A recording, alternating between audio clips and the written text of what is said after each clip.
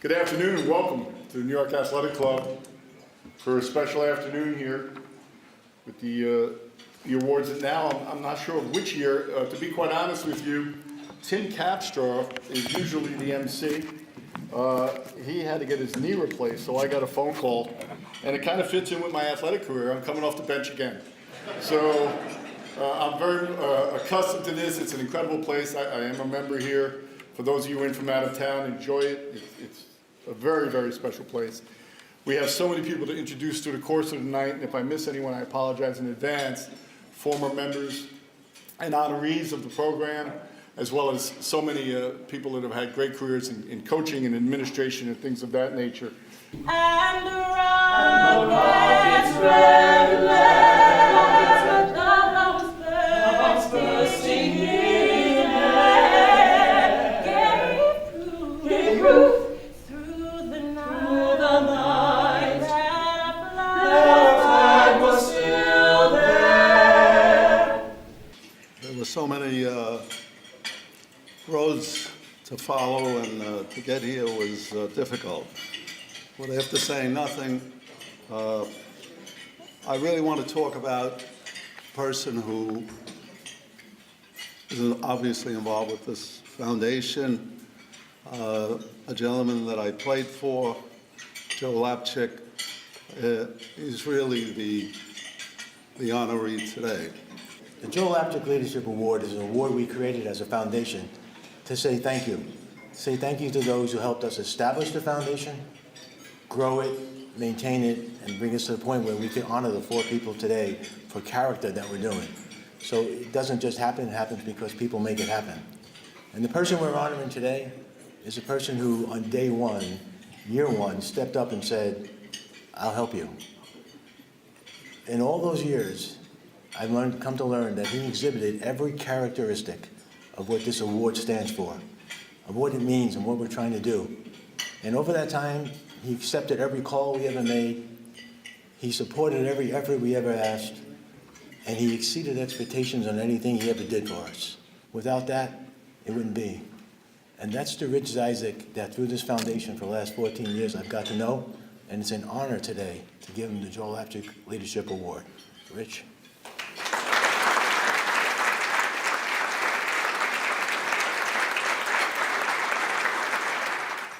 As my young son had expressed an interest in playing basketball. As luck would have it, my hometown parish of St. Rose in Massapequa was offering to send dads interested in learning how to coach to a clinic run by a very successful and interesting man. That's when I met Coach Gus Alfieri, coach and author. I'm honored to accept this award on behalf of this foundation. Thank you.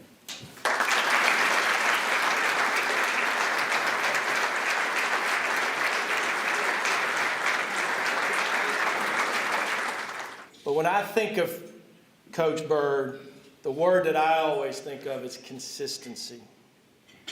He upheld all of those values so consistently throughout his career and in his personal life. He never took shortcuts. It gives me great pleasure to introduce my friend, my mentor, and forever my coach, Rick Bird.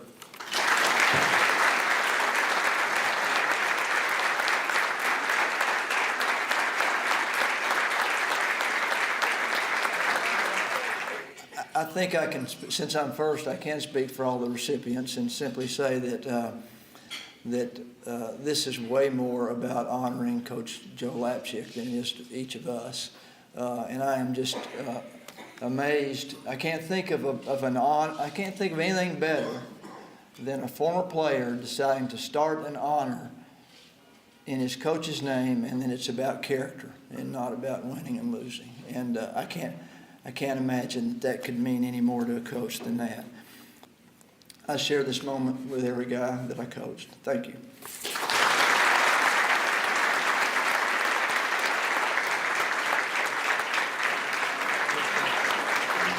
For the past several decades. She's in the Basketball Hall of Fame. She's considered to be the most powerful and most influential woman in the world of sport. And on a personal level, we've been friends for 25 years, and it's something that I treasure. It's the first time I have actually presented one of these awards, and it's because of who Val Ackerman is. Ladies and gentlemen, Val Ackerman.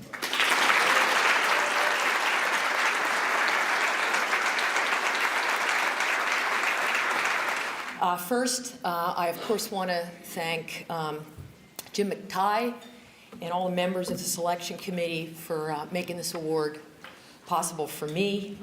I of course want to congratulate my fellow honorees, Rick, Speedy, and Leonard, for this recognition, so well deserved, of your work and the outstanding character that all of you have demonstrated throughout your careers.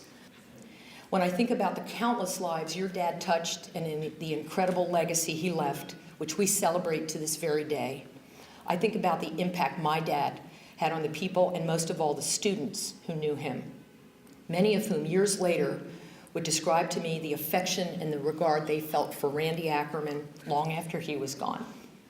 So for all those reasons, receiving the Joe Lapchick Character Award means more to me than you could ever know. Thank you, Richard, and all of you from the bottom of my heart.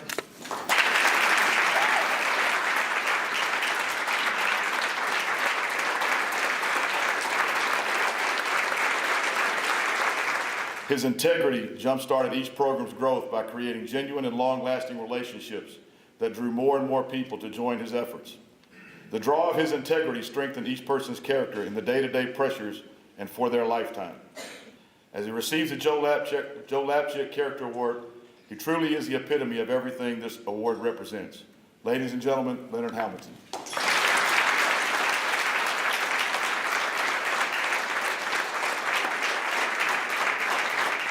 Before I make any remarks, I want to tell you I was embarrassed at the beginning of the program because I saw Coach Barrett, and I asked him, you know, somebody told me he just retired and how long he had been at Belmont.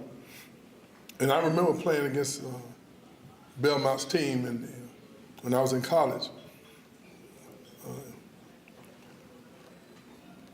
In the semifinals of the VSAC NIA championship.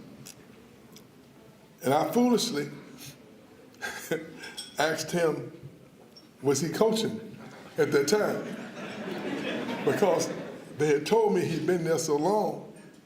And I asked him, he told me he arrived at Belmont in 1986. Well, the game I played in was in '69.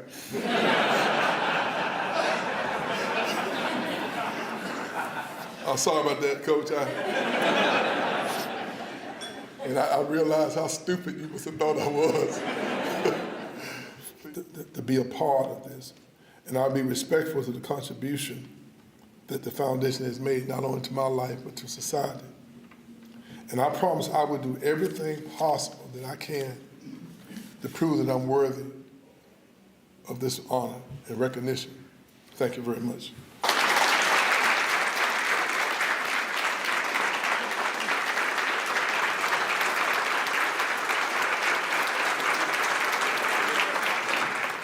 I'm extremely honored to be able to stand here today, share a little bit about my terrific dad with all of you. Now how much this award really means to him. It means a lot to receive it with the likes of Val, Coach Bird, and Coach Hamilton. Just very, very special to our family.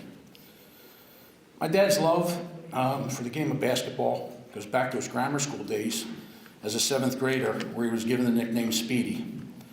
Not because he was fast. We won't get into that story until happy hour.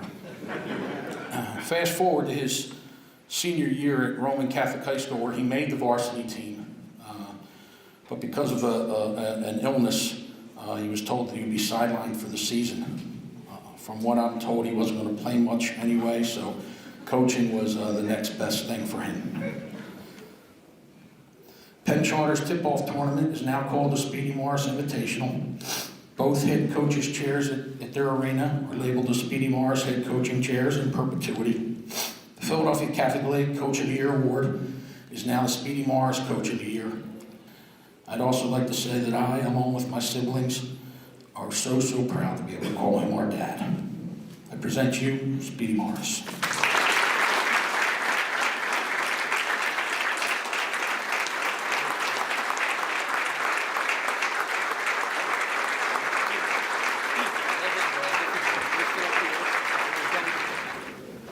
started out at Roman Catholic High School, my first coaching job. And I coached there for 14 years, and got fired. People ask me to this day, why did you get fired from Roman? It was the worst firing in the history of Philadelphia sports back in 1981. And the only thing I can say was, I was just a bad guy who fired me. He wasn't a good guy. He was a Catholic priest. And I was there for 6 years with me, fired a football coach, a basketball coach, a track coach, and me. Fired me in the summer of '81. And he had no reason to do it. And he got fired too. That's the only good thing that happened. The only good thing that happened. He didn't come back to that school. The alumni, the faculty, and parents, all in my corner. And I appealed and had a President's Review Board that never ruled in favor of the coach before. I'm blessed. Blessed we receive this award tonight. Blessed Coach for many years. Now, all guys can help me. Back to me on the stand, please. All guys can just come.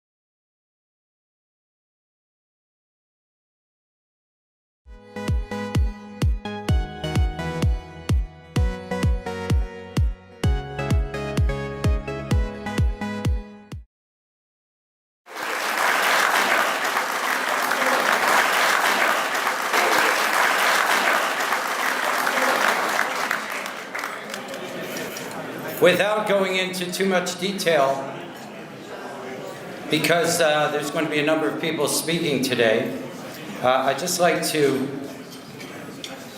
give a quick synopsis of what makes this Lapchick Award, the Joe Lapchick Character Award, so special, is that we are not just honoring what you have done, but more importantly, how you have done it. Presenting for Vern Lundquist is the great Bill Raftery. Of course, Louis Conaseca called a couple of weeks ago and he said, "Do you believe in free speech?" I said, "I do." He said, "Good, you're going to give one at the Lapchick Award." So, it's nice to see the priests in the room. We used to play St. John's on a frequent basis, unfortunately. And one night I was coming into the gym and two elderly priests were there. And they said, "Hello, Bill." And I said, "Fathers, I hope you're praying for both teams." And the one priest said, "Yes, Bill, we're praying for one to win and one to lose." So, when you hear the name Lundquist, you think of style, grace, charm, depth, character. Well, enough about Nancy for a minute. But in your heart, I don't think any of us will ever meet a finer human being than Vern Lundquist. Please welcome him as your honoree.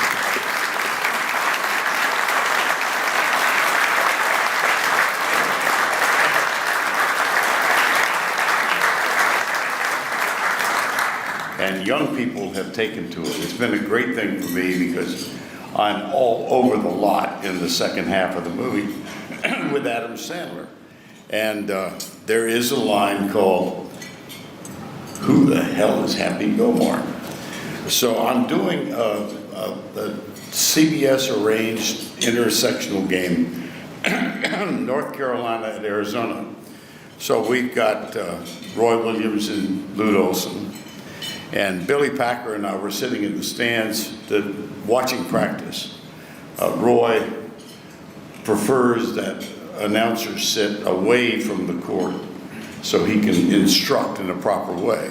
Again, Nancy and I have had a great time, and we were able to renew our friendship with Bill, and Chris and Bobby. Congratulations to you guys. Thank you so very much.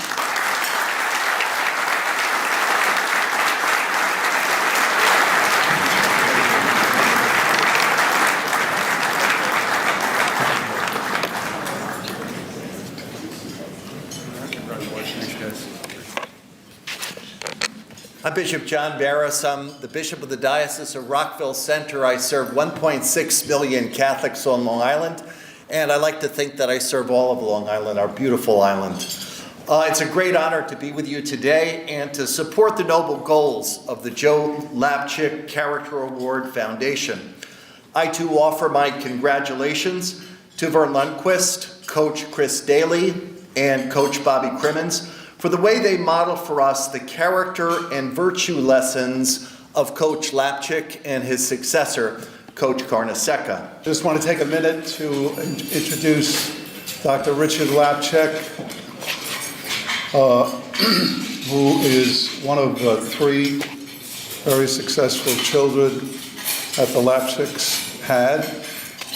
I thank Gus for the book he wrote, the foundation for creating this award, Madison Square Garden Television for doing the film Lapchick and Clifton, and St. John's University for several years ago erecting a statue of my dad on campus.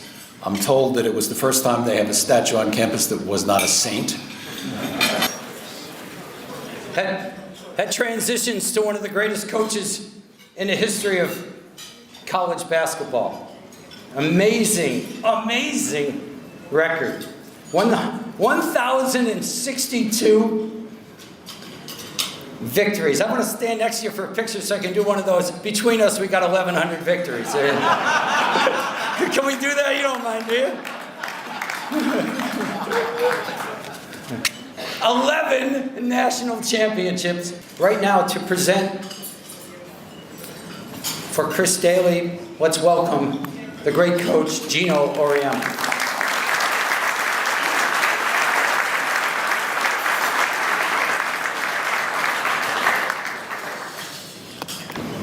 The person next to my office was named Bruce Arena, who you may have heard the name. He was a coach of the U.S. World Cup team, U.S. Olympic team, LA Galaxy. There's going to be a lot of things, a lot of great things said about Chris Daly. Either I can say them or I can get off and let her say them, which she's better at saying those great things about herself than I am. But I can state unequivocally that this is true. If Chris Daly wasn't my assistant, none of what's happened at Connecticut would even be remotely possible. And no one deserves this award any more than Chris does. Congratulations.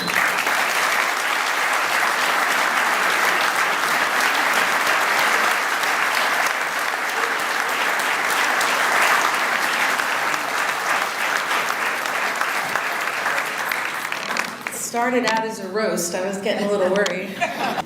When you get the phone call and you're going to be honored with this kind of award, it's just really humbling because you don't expect to be honored for something that I love what I do, and I've been blessed to be in great situation with great people, but it does give you an opportunity to look back. It's been a great afternoon so far. I'm also looking forward to listen to Coach Cremins. The last time we saw him, he was in the College of Charleston. So thank you again. I'm proud and honored to be part of the Lapchick family, and enjoy the rest. Oh, and I understand cocktail hour is the next big thing. Yeah. So I'll see you at cocktail hour. Thank you.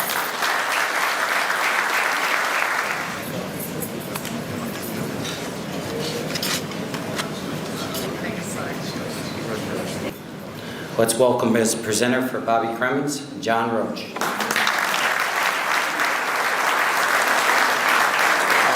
Thank you, Bobby, for the privilege of introducing you today, and congratulations to you and to Mr. Lundquist and Coach Daly for this honor. You know, where ethics and character often take a back seat to ambition and selfishness, the Joe Lapchick Award is especially meaningful, and the three of you are indeed very worthy recipients, and congratulations.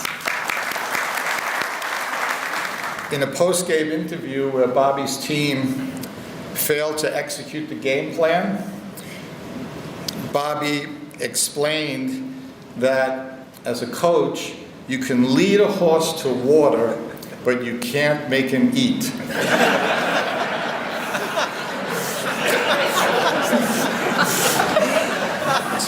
Integrity and character and great kindness. And ladies and gentlemen, Coach Bobby Cremins.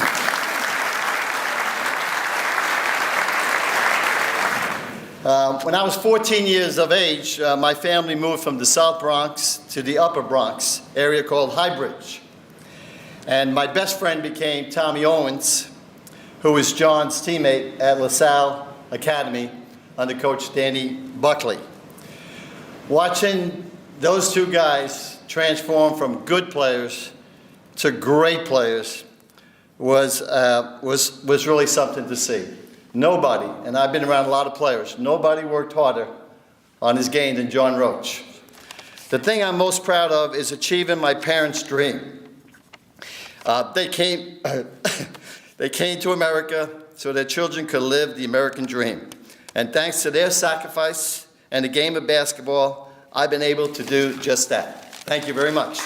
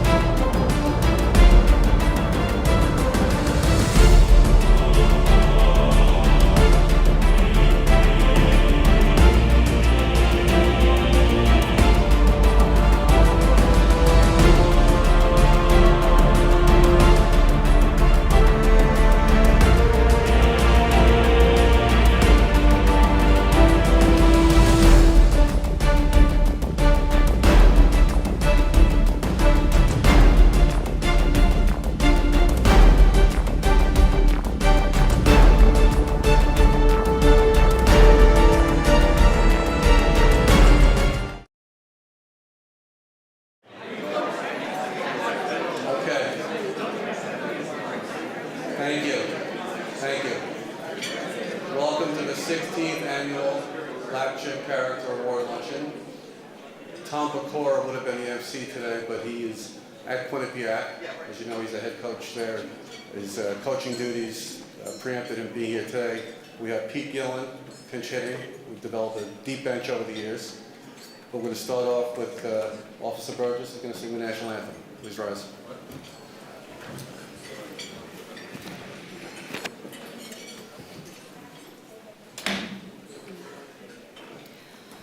Oh, say, can you see by the dawn's early light what so proudly we hailed at the twilight's last gleaming, whose broad stripes and bright stars through the perilous fight o'er the ramparts we watched were so gallantly streaming, and the rockets' red glare, the bombs bursting in air, gave proof through the night that our flag was still there. Oh, say does that star-spangled banner yet wave o'er the land of the free and the home of the brave?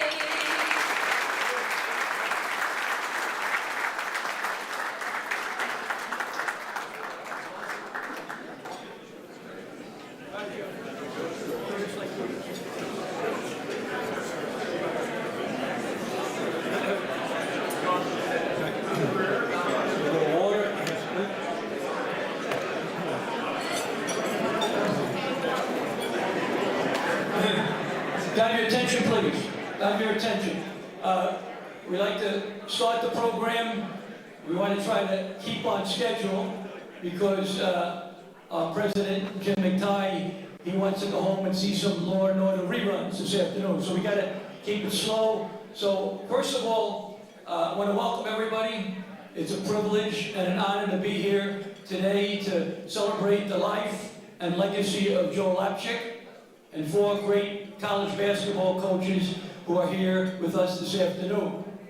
They are great coaches, but they're also great people, do a lot of work in the communities, in the various communities, and numbers like 675, 574, 611, and 740. All those big numbers, those are the number of wins that our honorees received their coaching, and some still coaching. Jim is still coaching, you know, at Miami, and Fran is still coaching in LaSalle. So we're thrilled to have them here. But briefly about Joe Lapchick, if I can say something quick. Joe Lapchick, you know, was a great player, great coach. Coached at St. John's University for 20 years. He was there 11 years. Then went on for the Knicks for 9 years, and he came back in 9 years more at St. John's. Won 4 NIT titles. But besides being a great coach, he was, more importantly, a great person. He had great character. Here's one story that some of you might know, but maybe you don't. When Bob Cousy was playing the Holy Cross, 1946-47, and he played there, as you might know, he won the national title. Now, Cousy was platooned. He was starting on and off. He wasn't happy. So he wrote a letter, Bob Cousy, to Joe Lapchick. He says, Joe, I'm from Queens. I went to Andrew Jackson High School in Queens, and I want to transfer to St. John's. Now, Cousy, very talented, and you know, the coach at Holy Cross, Doggy Julian, he didn't like some of the flair behind the back, so he brought him in and out off the bench. He played a lot, but Cousy wasn't happy with platooning. So Lapchick read the letter, and he said, you know, he talked to Bob, he said, no, you made a deal to play at Holy Cross for Coach Doggy Julian. A deal's a deal. Stay there. Cousy stayed, had an unbelievable career, all right? That's character. 99% of coaches, I know I would have said, Cousy, come on down. Come on, let's go. 99% would have said, hey, come play for us. So, sorry? Okay. So he said, you know, don't, I'm just making sure everybody hear me.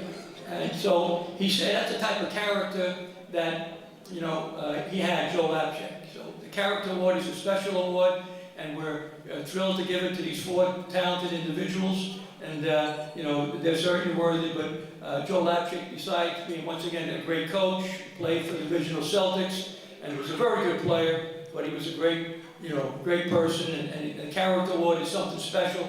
It's something we need more today in our society, in sports, and in life, that's for sure. So, first of all, I want to introduce a lot of people here and there. I'm going to go quick. We're here at the New York Athletic Club for a place special, for a guy who helped get us here. The luncheon's been going on for a while, different places around the city, all nice places, nice hotels, but the New York AC is special. It's got a lot of tradition. It honors the national champion in men and women's basketball each year. They get an award, okay, the Wingfoot Award, the Olympians, all right? And we're here because somebody helped get us here, talk to the committee. I'd like him to stand up. Joe Mazzella, Hall of Fame, Iona College. Joe, stand up, please. There's Joe. Joe.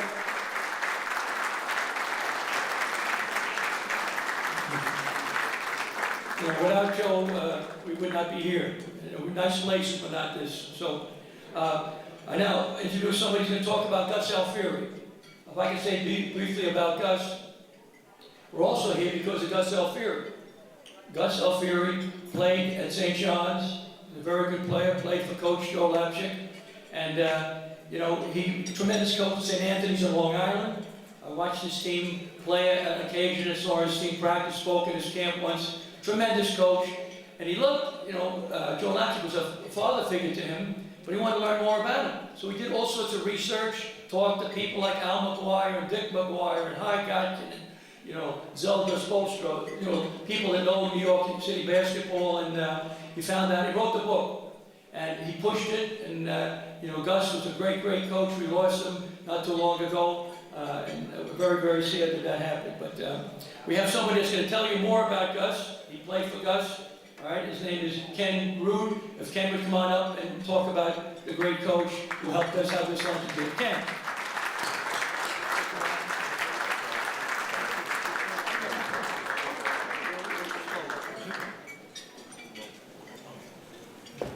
All right, Ken. Good to see you, buddy. Get this out of your way. Don't knock it over. Good morning, mid-afternoon. I want to thank Coach Gillen and Jimmy McTighe for giving me an opportunity to come up here and share a little bit of my experience and relationship with Coach Alfieri. Before I do that, I want to congratulate the recipients, the honorees this morning, Coach Larinaga, Coach Kruger, Fran Dunphy, and Diane Nolan, we met downstairs. Coach always was very involved in the selection of the honorees, and he was always hopeful that the honorees would live up to the legacy and the character that Joe Lapchick exemplified. And I know he would be very proud today to see the recipients being honored this afternoon. By way of introduction, as Coach Gillen said, I played for Coach at St. Anthony's High School on Smithtown, Long Island in the years 1970 to 1973. I was an all Long Island player. My team was the first of 4 Catholic League championships that Gus Alfieri coached. I then went on to Hofstra University, played in what was then the ECC, which was dominated by 3 of the Big 5, Temple, LaSalle. We've got a few Temple, LaSalle people here today. St. Joe's and Lafayette. We were an upstart. Started out 8-16 my freshman year, had a tough time, all freshmen. But by the time I graduated, we had won 2 ECC tournaments, and were the first teams to ever make the NCAA tournament at Hofstra University. I then went on to play a couple of years in the CBA, but I'm most proud of my professional career, where I spent 40 years in the marketing brand management business and ultimately became the president at Ralph Lauren, the fashion designer. Coach would always look forward to this day. This was his favorite day of the year. We would prepare for today. We would talk a few days before the event. He would practice his 5-minute speech with me, and I would remind him, Coach, you got 5 minutes, and he'd say, I can go 10. Don't worry about it. But the thing I remember most is him wanting to share his experiences and his relationship with Coach Lapchick. It was more than player-coach. It might have been closer to father-son. He told me story after story about Coach Lapchick, but his famous line was always, Coach Lapchick used to say.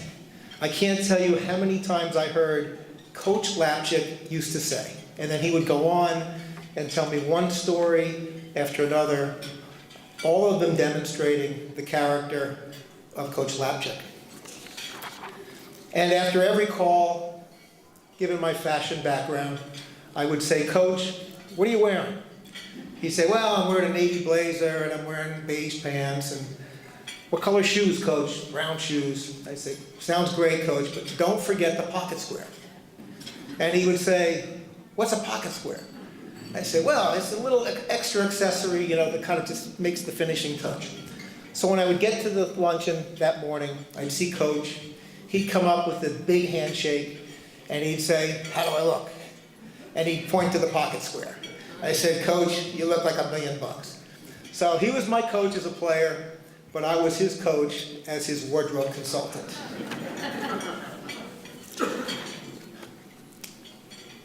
If you've read the book Lapchick, or you've been here often, you know the stories of Coach Lapchick. And many times Gus Alfieri told the stories. The story I remember the most was involving my high school, St. Anthony's. When Coach Alfieri left St. John's, his senior year, his St. John's team won the 1959 NIT, and he wanted to be a coach in the as Coach Lapchick was. And coming from New York City, all-city player, he really knew the game. And his opportunity to coach was out in Smithtown, Long Island, at St. Anthony's High School, where Coach Carnesecca used to say in Suffolk County, they play with a square basketball. They don't play with a round basketball. They dribble out of bounds, they dribble out of bounds. They don't play with a round basketball. But Coach was determined to get his first head coach job. And he went to Coach Lapchick. He said, Coach, I really want this job. And Coach Lapchick said, Gus, let me take care of it. So he wrote a letter to the principal of St. Anthony's. St. Anthony's was not a basketball school at the time. It was mostly football. They thought they did play with a square basketball. And Coach Lapchick wrote the letter and said, Gus played for me. He's a hard worker. Support and encourage him. He'll go through a brick wall for you, as he did for me. Give him your support, and he won't disappoint you. And Coach Alfieri never forgot that. It was more than a relationship as player-coach. It was more like father-son, and it's an example of how Coach Lapchick stayed in Coach Alfieri's life for the rest of Coach Lapchick's life. I'll tell you another story about Coach Alfieri, my coach. When I was an 8th grader coming to St. Anthony's, I wanted to be involved in sports. I was a baseball player, football player, a little bit of a basketball player, but not really, kind of a master, jack of all trades, master of none. So I went to the first freshman football orientation in the summer of '69. Sounds like a song, summer of '69. And after the football orientation, a bunch of us were like in the gym, shooting around, just having fun.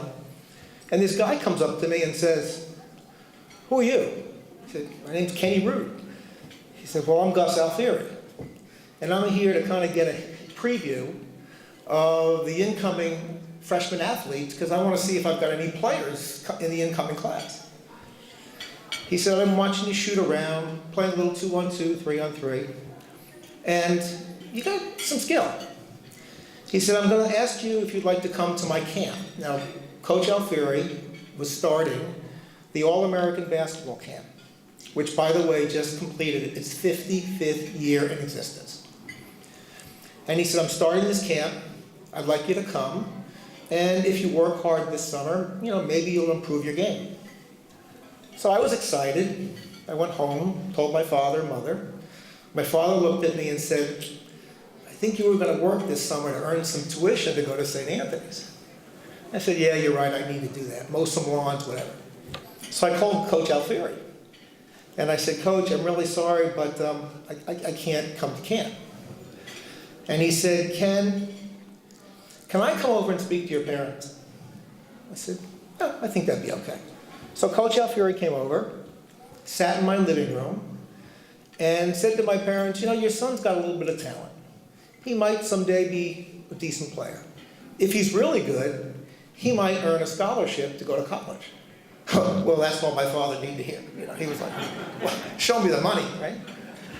So Coach Alfieri saw that my parents were buying in. They were buying into the coach's pitch. And Gus, very timely said, Mr. Root, I'll tell you what. If you pay for the first session, I'll let your son come to the rest of the sessions as a counselor and you won't have to pay. Well, that sealed the deal. I was in. So camp for me was a new experience. But after a couple of weeks, I got a little bored with camp. And one day my girlfriend said, let's go to the beach. I was like, let's go to the beach with my girlfriend. Okay. So I skipped camp. That night I came home. I walked in the door. My father looked at me with this really stern face. And he said, Coach Alfieri just got off the phone. I said, oh boy. He said, he wants to come over this evening. So Coach comes over. And now he has a really, really stern look. And he said, Ken, as I told you, you have potential. He said, but if you don't practice and you're not dedicated and you don't come to camp, you're not going to maximize your potential. Well, that was the last time I missed a basketball camp day. And for 8 years, all I did was play basketball at the All-American Basketball Camp. And I played with some great players, and I listened to some lectures by some great coaches. Bobby Knight, Lou Carnesecca, Jimmy Lynam, Jim Valvano, Rolly Massimino. It was the who's who of college basketball back in the 70s. And I always wondered, and in addition, there were some really great NBA players. Dr. J came to Gus Alfieri's camp. The man, Dr. J. It was interesting, we had all the Nets there because Coach Carnesecca, as the head coach of the Nets, would bring his guys out to make an extra $100 at Gus Alfieri's camp. But the story I remember the most, I was like, how do these guys all get to come out to Smithtown? And years later, I called Gus one day and I said, Gus, I'm going on to Steiner's in Rockville Center to try to get Bobby Knight's autograph. He's signing autographs at Steiner's. My brother-in-law was an IU grad, 76, the year that IU ran the table, won the national championship, and I wanted to get Bobby Knight's autograph from my brother-in-law. So Coach said, let's go. So we get in the car, and of course, if you know Coach Alfieri, he was never late, he was always on time, and usually a little early. So we're the first ones there, we're online, and we approach Coach Knight, who's sitting at the autograph table, and Coach Knight looks up, and without introduction says, Gus Alfieri, how the hell are you? And they proceed for the next 20 minutes to talk about Joe Lapchick. And I'll never forget Coach Knight's comment about Joe Lapchick. And after 30 minutes, the Steiner guy comes over and says, Coach Knight, we got to move it along. We got 35 people behind you guys waiting for autographs. And Coach Knight said, the hell with him. Tell him I'm talking to Gus Alfieri, and we're talking about Coach Lapchick. And the Steiner guy looks up and goes, okay, coach. But the point is, that's the relationship that Coach Alfieri had with Coach Lapchick. And that's the relationship with many, many great coaches had with both Joe Lapchick and Gus Alfieri. Joe Lapchick left an imprint on Gus Alfieri, not just as a player or a coach, but for the rest of his life.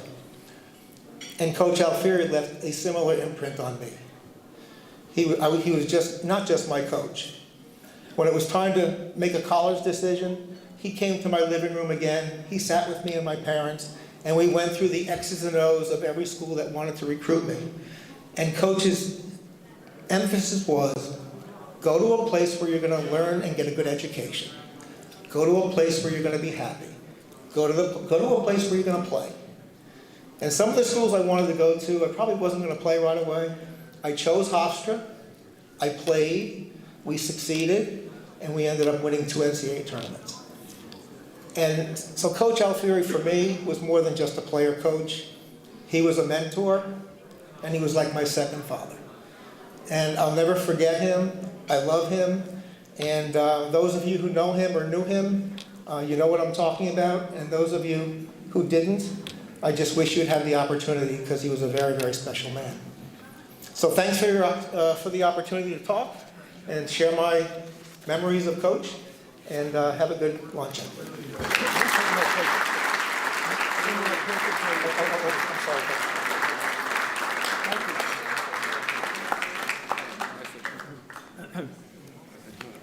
Thank you, Ken. Thank you very much for that. Next, we have someone that played for Coach Joe Lapchick in his last year at St. John's. And his son was a tremendous player, played for West Point, led the country in scoring. And he's here today, I believe. His son. Will Kevin Houston stand up if Kevin's here? Kevin, I saw him play against Fordham, a tremendous scorer, terrific. Next gentleman, once again, played for Coach Lapchick in his last year, coaching at St. John's. In high school, he scored 69 points. 69 points in one game as a senior against Andrew Jackson High School, and is in the St. John's University Hall of Fame. A terrific guy, a great player, tremendous coach, even better person. If Jerry Houston would come on up and tell us a little bit about Coach Joe Lapchick. Jerry.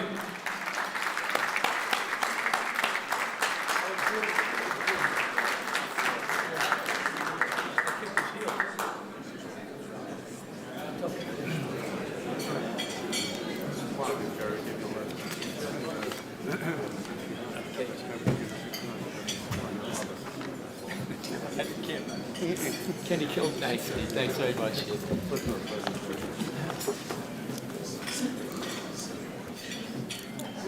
Hi.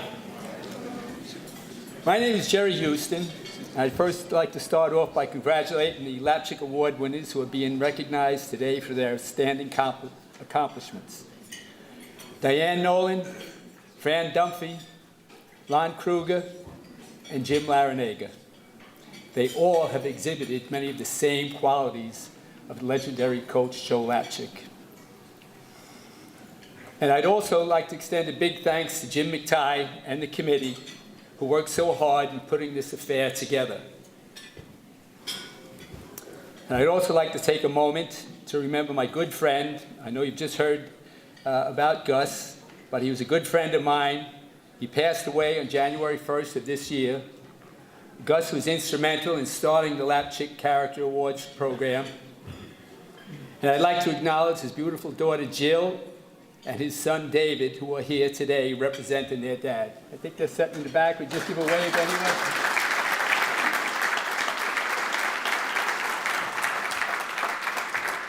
Am I coming across okay here? Yeah.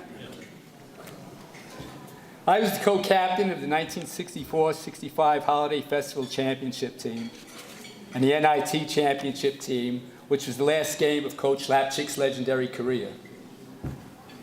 I remember the first time I met Coach, I was in awe of him. It was out at Alumni Hall at St. John's, and Coach came over to me to introduce himself. As we shook hands, I noticed how big and strong his hands were. He had a powerful grip. I also noticed that he had a very noticeable twinkle in his eyes, something I would see again in the future.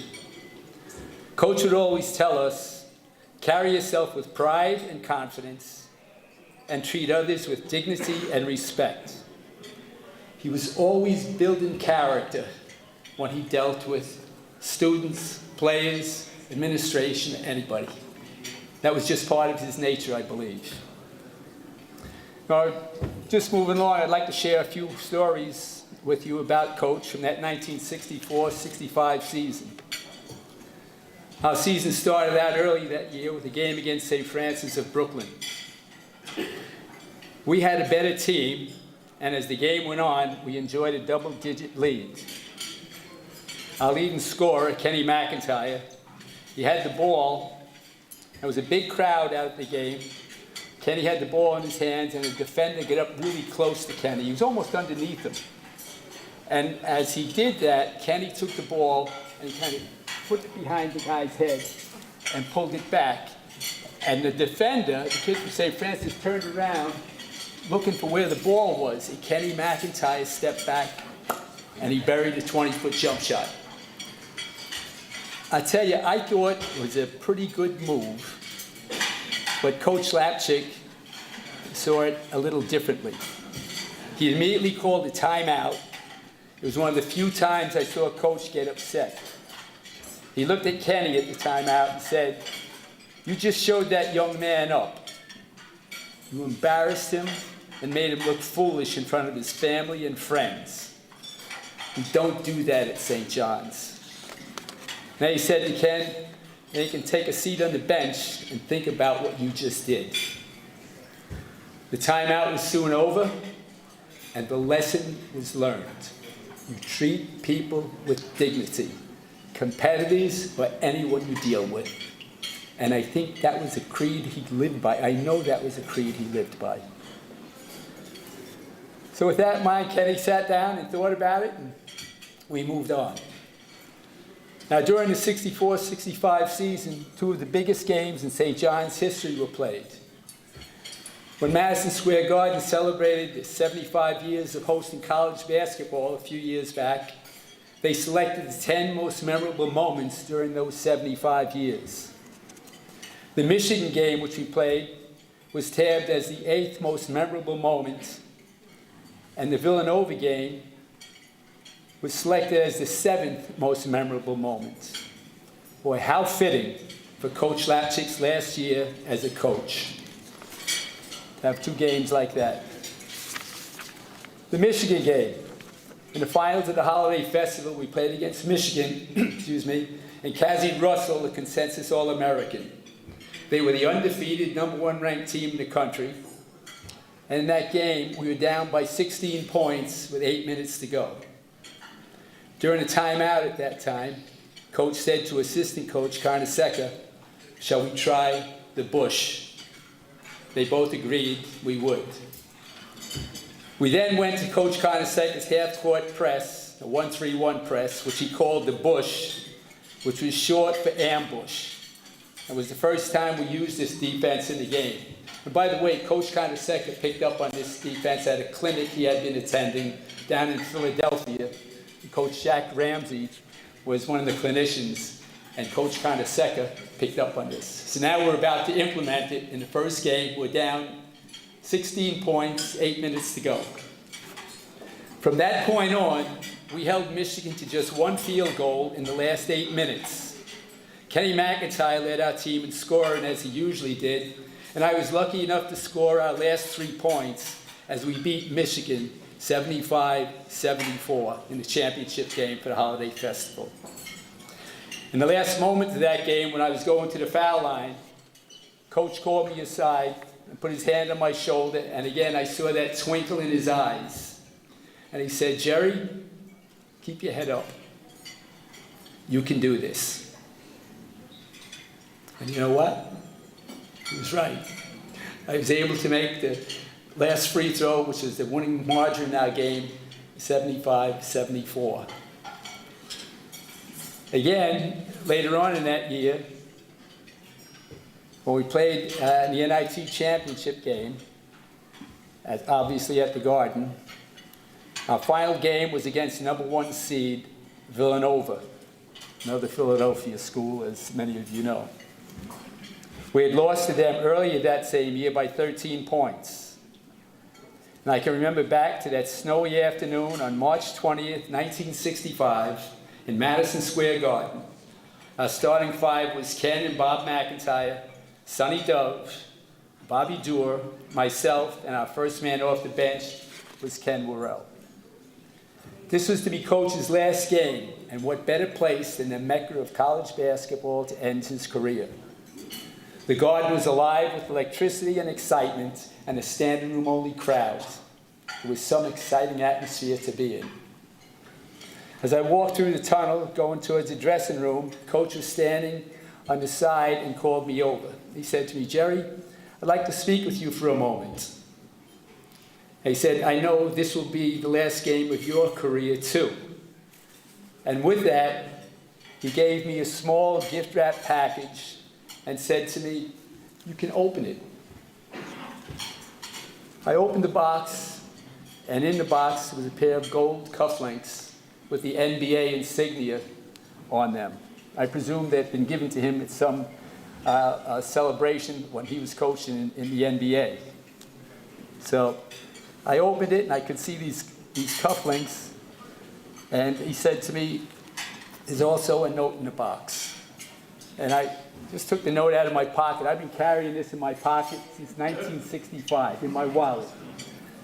And I'd like to share it with you if you would, just for a moment. It goes on to say, "Jerry, a small token of my appreciation for your excellent contributions to the team's success. I was proud to be with you. Signed, sincerely, Coachy." It's roughed up a little bit. And I can tell you also that since that time, whenever I've had a couple of bad moments or two, I pull out this note, look at it, and it brings back some really warm and wonderful memories for me. And this was just before our final game against Villanova. I stood there kind of dumbfounded, not sure what to say. I said, "Thanks, Coach." And I'm thinking to myself, this is maybe the biggest game of this guy's career. He's going out looking to go out on top.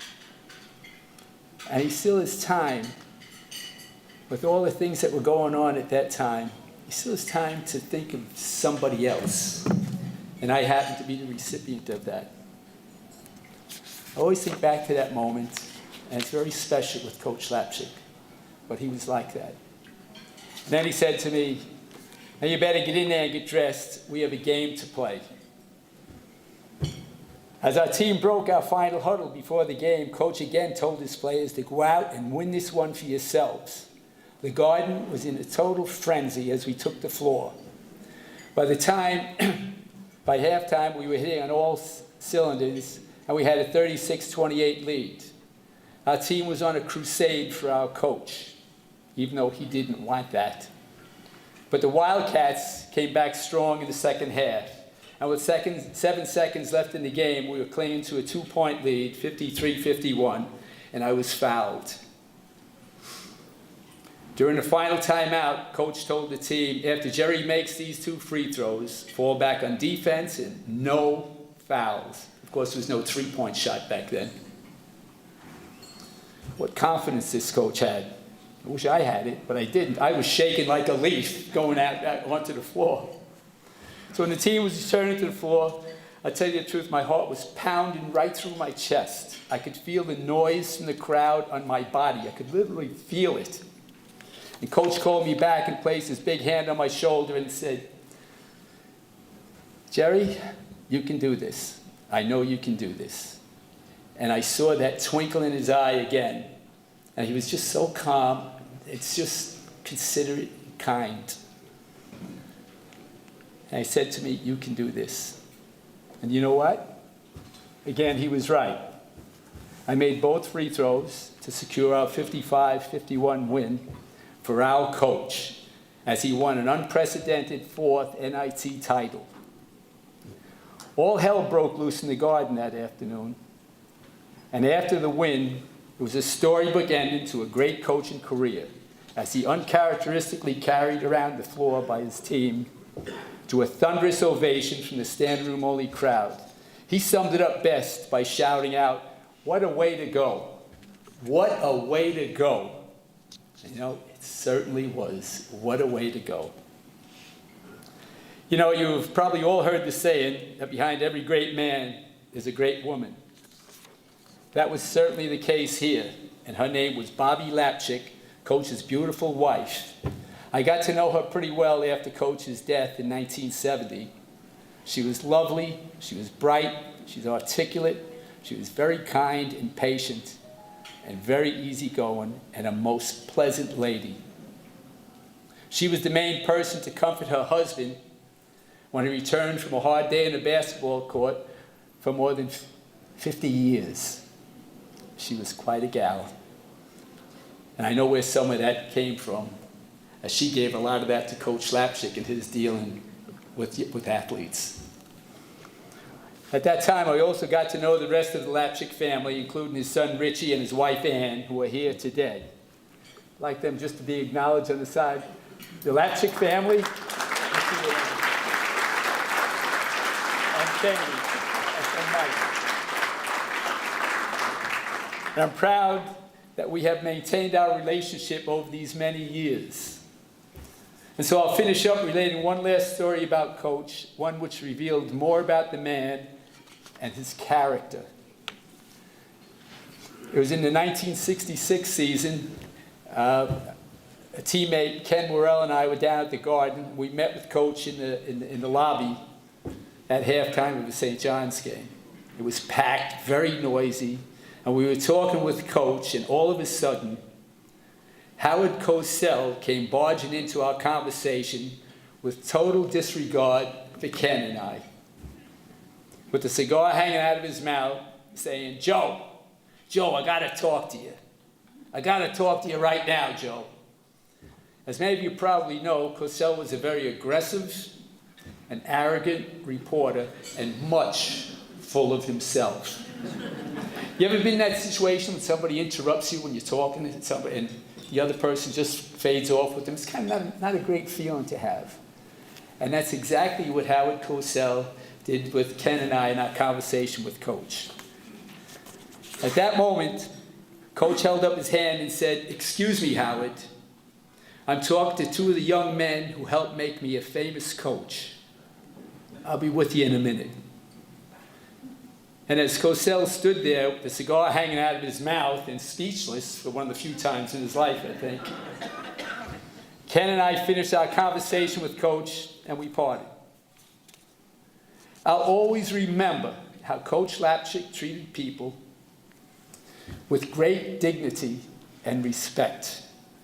And I know those are some of the qualities that our recipients here today, they also have, and that's apparent to other people. Treat people with dignity and respect. Thanks, Coach. And thank you, ladies and gentlemen, for listening. I appreciate it.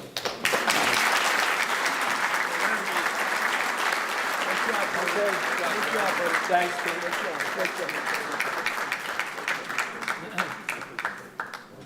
Thank you very much, Jerry. We're going to have one honoree who's going to get an award now. We're going to have a presenter. Then we're going to have an invocation from Father Rock. And we'll have lunch. Then we'll have the other honorees. We'll get it after we eat. Next gentleman we're going to honor is a tremendous basketball coach, like all our honorees. He's won 611 plus games as a coach. Right? And he's in the Big Five Basketball Hall of Fame in Philadelphia. Some of you might know what that is. Not everybody is. The Big Five are 5 great schools in Philadelphia that love basketball, that have a great tradition. I was at Villanova for 2 years with Rolly Massimino, so the passion for basketball in Philadelphia is unbelievable. They love basketball like we love basketball here in New York. The 5 schools, all right, are LaSalle, Temple, Villanova, St. Joe's, and University of Pennsylvania in the Ivy League. Now, Franny coached, he's the all-time winningest coach in Big Five basketball history. He's a tremendous coach.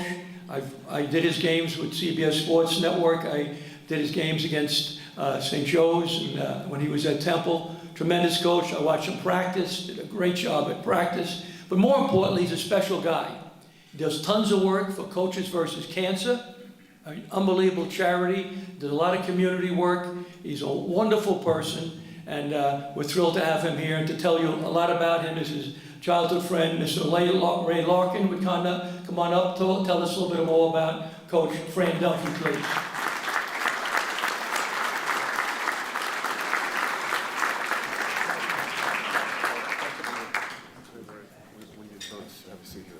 Over here? Sure.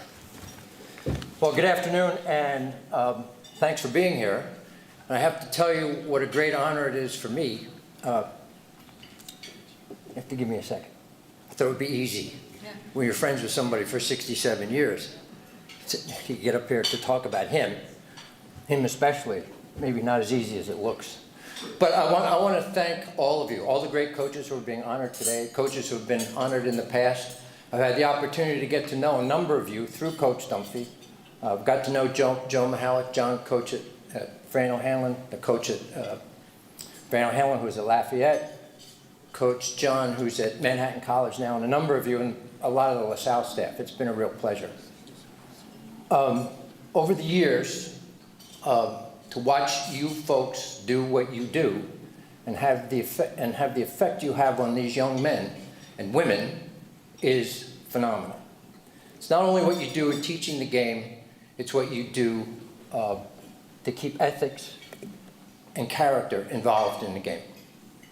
Now, I'll share a secret with you. I was not Fran's first choice to do this today. Fran's first choice to do this was the lovely Reed Dunphy, his beautiful wife. For whatever reason, Reed said no. And that's unfortunate, because I guarantee you, Reed would have been a whole heck of a lot more entertaining than I would be, for sure. But it's probably safer that way, to be honest with you. As I said, Fran and I have been friends for 67 years. We went to grade school, high school, and LaSalle together. And we have stayed friends ever since. One of my favorite quotes about character comes from Coach Wooden. Coach Wooden said at one point that the true test of a person's character is what that person does when no one is watching. So what I want to do today for Fran is just share a couple of anecdotes with you that I've noticed, and it goes beyond his work with Coaches versus Cancer that we know. We go back a long way, so there's a lot of things that I may bring up today that he may wish that I had, just because they're so personal to Coach. And some of them have to do with when we were younger. When we first got married, Mary and I got shipped off to Quantico and then to Camp Lejeune. And not easy to get to. Both places Fran shows up unannounced. First time was easier for him. He was playing basketball in the Army. I was stationed at Quantico. Shows up at the front door just to say hello. The second trip in North Carolina, Camp Lejeune, is 2.5 hours off I-95.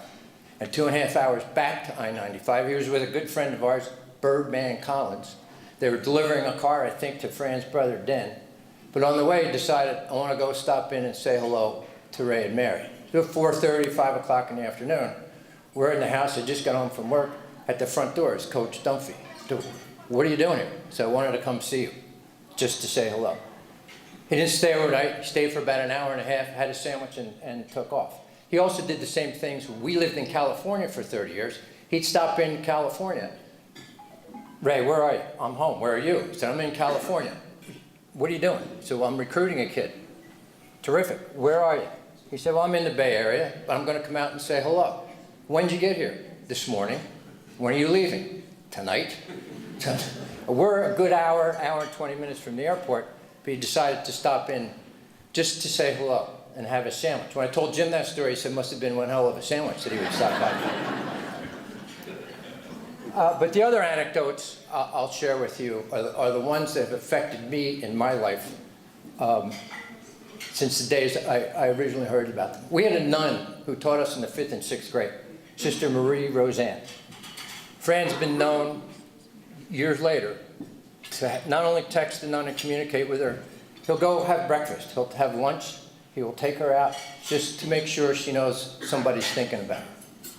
There's a group of 3 other nuns, and you can draw the conclusion about the nuns, whatever conclusion you wish to draw, that he and Rhea would take to dinner, to Mass on Christmas Eve, and then to dinner on Christmas Eve, just so those ladies would have something special to do at Christmas Eve.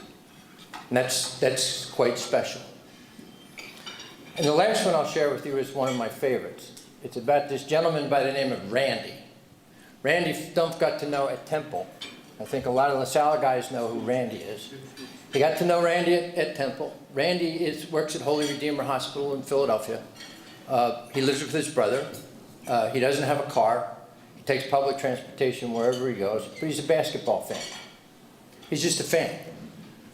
Well, Fran's got to know him.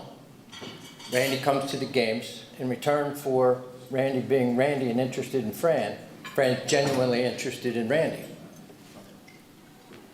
So he brings him into the locker room after most games, and after every game that Randy comes to, Franny takes him home.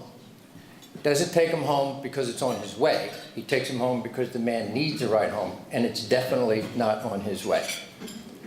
So that's the kind. I could go on, and if I turn it over to Ree, she would go on and on. We have some friends in the back of the room. If I turn it over to them, they would go on and on. But these are the lessons and the things that I've watched in Coach.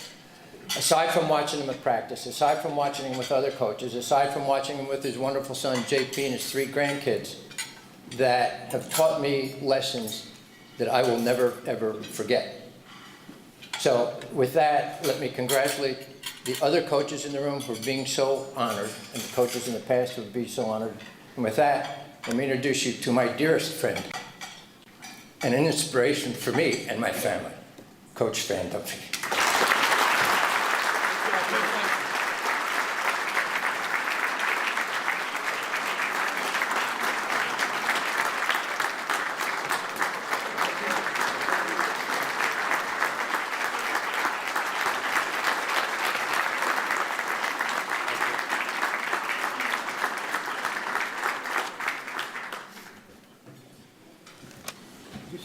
Given my Irish-Italian background, I get my buddy Raymond to introduce me. I think I'm ready to leave. I don't know if I can do any better than that. And just very grateful. Grateful for the friendship, grateful for the peaceful experience of being with he and his wife Mary. Rhea and I have spent many, many days and nights with the 2 of them and their family. And so, and again, this is all about friendship throughout this room. I know most of the room. I'm grateful for that. Grateful to be asked to be honored by the Lapchick committee. And Jim, when Jim called me, I was appreciative of that. I am oftentimes want to say no to these kinds of things because, to be honest with you, I'm humbled by it. I'm almost a tad embarrassed by it. But I'm grateful, very grateful for being asked, and nice to be with Diane and getting her award. Her brother Drew and I played college basketball against one another. Drew came up with my good friend Bunny Wilson, who we played in the Eastern League together. Fran O'Hanlon is here. We played high school basketball in the summertime, really. Never competed against each other in high school other than the playgrounds, but then we had a chance to play against each other in college, and he was, when I first got my opportunity at Penn, he was the first guy that I asked to join me. I'm grateful for that. I could go around the room. This table is all of our LaSalle folks. Last year I was up here talking about Joe Mihalik and being his presenter. I was grateful for that. Joe and I do some walking around campus as many days a week as we can, and kind of we need some spiritual guidance now and then because of our coaching ways. And that trip is not long. It's 5 or 10 minutes. over and back, but there's something spiritual about it and something very peaceful about it. I'd like to think we get a lot accomplished. We don't have that many things to say to one another, but there's a simpatico that is going on, and I'm grateful for it.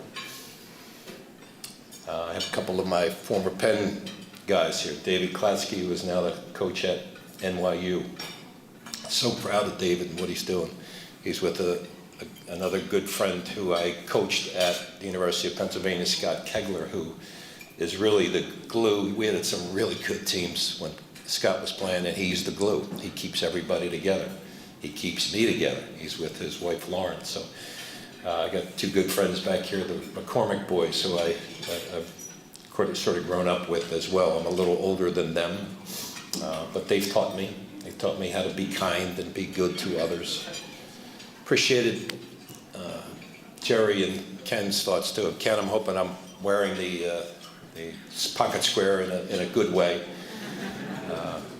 And Jerry, your words about Coach Lapchick are awesome. Terrific stuff. Your son Kevin, I think, beat the hell out of us when we were coaching at LaSalle when he was playing at Army and scoring points like crazy. So we're grateful for the relationships that we all have here. Grateful to be with Lon and with Jim, who are just good guys, really good coaches, but good guys. I think I'm 0-6 or 7 against the two of them. Not all that happy about that, but that's what happens in life. Last night, my wife and I, we got here about 10:30 or so, and two of our graduate assistants from LaSalle, I asked them to, take the ride up. It gave my wife, Rhea, and I a chance to kind of hang with them a little bit, know their story a little bit more. We got to the New York Athletic Club here, and I said to the guy at the front desk, I said, where can I get a beer and an order of fries? So we walked out the back door. There's a joint called P.J. Carney's. And ironically enough, my wife's maiden name is Carney. They've been in the bar business their whole life, and something spiritual about that. Certainly something peaceful about that as well, as I ate the fries and drank the Guinness that went down very, very easily. But it was just nice to be sitting with her in that environment. And again, we spent a lot of our time in Irish bars over the years. Her mother was one of my good friends, to be honest with you. How's that for a change? My mother-in-law was a good friend. That doesn't get said that much. There's so many things that, again, that I'm thankful for. I, again, appreciate Raymond's thoughts. And I want to be good here today. I want to tell you some things that I think are important for me in this peacefulness and the spirituality piece. Things just happen in life, and I can't explain them. I lost my brother most recently, maybe as good a mentor as I've had in my lifetime. My wife had a bout with breast cancer over the last year, but we're in a great spot. We get great prognosis, and we're really lucky, really lucky. We saw Lon today in the lobby. We talked about our grandchildren, of course, and if we saw them every day, it wouldn't be enough. And I'm so grateful for that. So grateful for all those guys that I had a chance to coach over the years. Talking with Lon, I want to just bring up, there's a guy that was my first AD in the head coaching world that I had at the University of Pennsylvania. His name is Paul Rubenkamp. And so I got the job. I wasn't the first, second, or third choice, but I got the job. I would have taken a 3-day contract. The man gave me a 3-year contract. The first year we're 12 and 14. The next year we're 9 and 17, and I go in and sit down with him talking about the year. And I'm scared to death, to be honest with you. He slides in front of me this sheet of paper, and I look at it, and I say to him, "Is there something wrong with you?" He said, "What are you talking about?" I said, "You are aware that we went 12 and 14 and 9 and 17, aren't you?" And he said, "Yeah." I said, "What's the matter?" I said, "Well, this is a new 3-year contract. What are you doing? Why are you doing this?" he looked at me and said, you're going to be okay. You work hard, you got a good staff. I have a great staff now. All these guys are here with me. You got a great staff. You're going to be just fine. You've recruited well. I then get the next 3 years. We go 16-10. We turn it around a little bit. The following 3 years, Fran and I were grateful to coach these guys, Jerome Allen, Matt Maloney, Scott Kegler. We don't lose a league game. And obviously I got some more contracts after that. But it's because of those guys. And Lon and I talked a little bit about that it's your guys that take care of you. They put their arms around you and keep you safe. They keep you warm. They keep you confident in your abilities. And they humble you because they're really, really good people. I have another AD, former AD here, Bill Bradshaw, who took good care of me as well. When I got the job at Temple to succeed John Chaney, which was a daunting task. I was scared to death. But Bill had the confidence in me. And I will always say about him, he let me coach. And if I came to him with a good idea, he said, yeah, we can implement that. And if it was a wacky idea, which I'm sure I presented to him on occasion, no, we're not doing that. But that's all you want as a coach. You want your AD to be with you, to be honest with you. I have our AD now at LaSalle, Ash Puri, good man, working hard to make our LaSalle University Athletic Department a good one. We have our president, Dan Allen, who is here. Dan's got a daunting task and is meeting it with great energy, enthusiasm, and toughness that's needed to work at the college level these days, the things that we do. Two other guys here are sitting at the table, John White and Pete Smith, who were seniors when I was a freshman at LaSalle. They don't even know the effect that they had on me because they cared. They put their arms around me. It's what LaSalle did for me, however many years ago it was. Gave me a chance as a student and as an athlete. Gave me a chance as an assistant coach. And that's all we all ask for as humans. Just give us a chance and see what we can do. So I'm so grateful for that LaSallian way that cares about other people. So this award means a great deal to me. I just want to tell you this story, and again, the spirituality and the peaceful piece to it. And I related this story a couple months ago at LaSalle. There was a service that we had out on in the middle of campus on the quad. And Dan was there, so Dan heard this, so I apologize for that part of it. When I was in graduated from LaSalle in 1970. In those days, 1969, December 1, I was given a lottery number of my draft status. So I was number 24, so I sort of knew I was going. I get into the Army, and of course I'm like a knucklehead like we all were when we were young. Now, just an older knucklehead, but in those days, I mean, I was complaining about the fact that I had to get drafted in the Army. Turned out to probably be the best thing that ever happened to me, of course, like most things do. So I get in the Army and I get to my appointed rounds at Fort Dix, New Jersey for my basic training. I get then shipped out to Fort Ord, California for my advanced infantry training. And I'm shooting 81 millimeter mortars. And at the end of this training, I'm going to get orders to go to Vietnam or Germany. And when we were kids growing up, there were two things that were dominating the world. Vietnam was one of them, civil rights was the other. We lived through the assassination of John F. Kennedy, and in 1968, Martin Luther King and Bobby Kennedy. And as a young people, we didn't know how to handle all of that. We weren't sure. But I was in the Army, and I'm just about ready to get this determination where I'm going to go, and my captain comes down to my bunk and says, "Yo, you Dunphy?" I said, "Yeah, it's me." By the way, I got Dunphy on my fatigues, my hat, my underwear. I got Dunphy written everywhere. Wait, he said, "You got a phone call in my office. Go get it." I said, "Okay." Pick up the phone. On the other line is a guy named Hal Fisher. And Hal Fisher was the coach of the All-Army basketball team. Says, you want to try out? Yeah, I'd give that a shot. So the tryouts were in Presidio of San Francisco, and I'm at Fort Ord. So I get on the bus the next day, go up to Presidio. First guy getting off the bus I meet is Mike Krzyzewski. Second guy is one of his teammates at Army by the name of Jim Oxley. I got friendly with two other guys, Tom Daly and your own Jimmy Smith, who played at St. John's.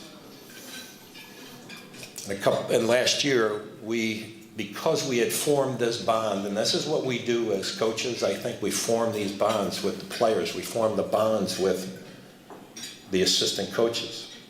And at some point when we get pretty good, it took me a couple years, those first 2 years I was talking about, by the way, I was trying to do all the coaching. And then after that, when we turned it around, Coach O'Hanlon got much of the ownership because he deserved it. And he was really, really good at what he did. And he took care of me, just like somebody like Joe Mihalik is doing over the last couple of years now at LaSalle. So I make the team, I shoot every jumper, I make them all for whatever reason. I don't know what reason, but they all went in the basket, I make the team. But last year we lost Jimmy Smith, and we got together, 5 of us. Jimmy Smith called this seance together for the 5 of us, and we were on Zoom. We told him how much we loved him, told him how much he meant to us.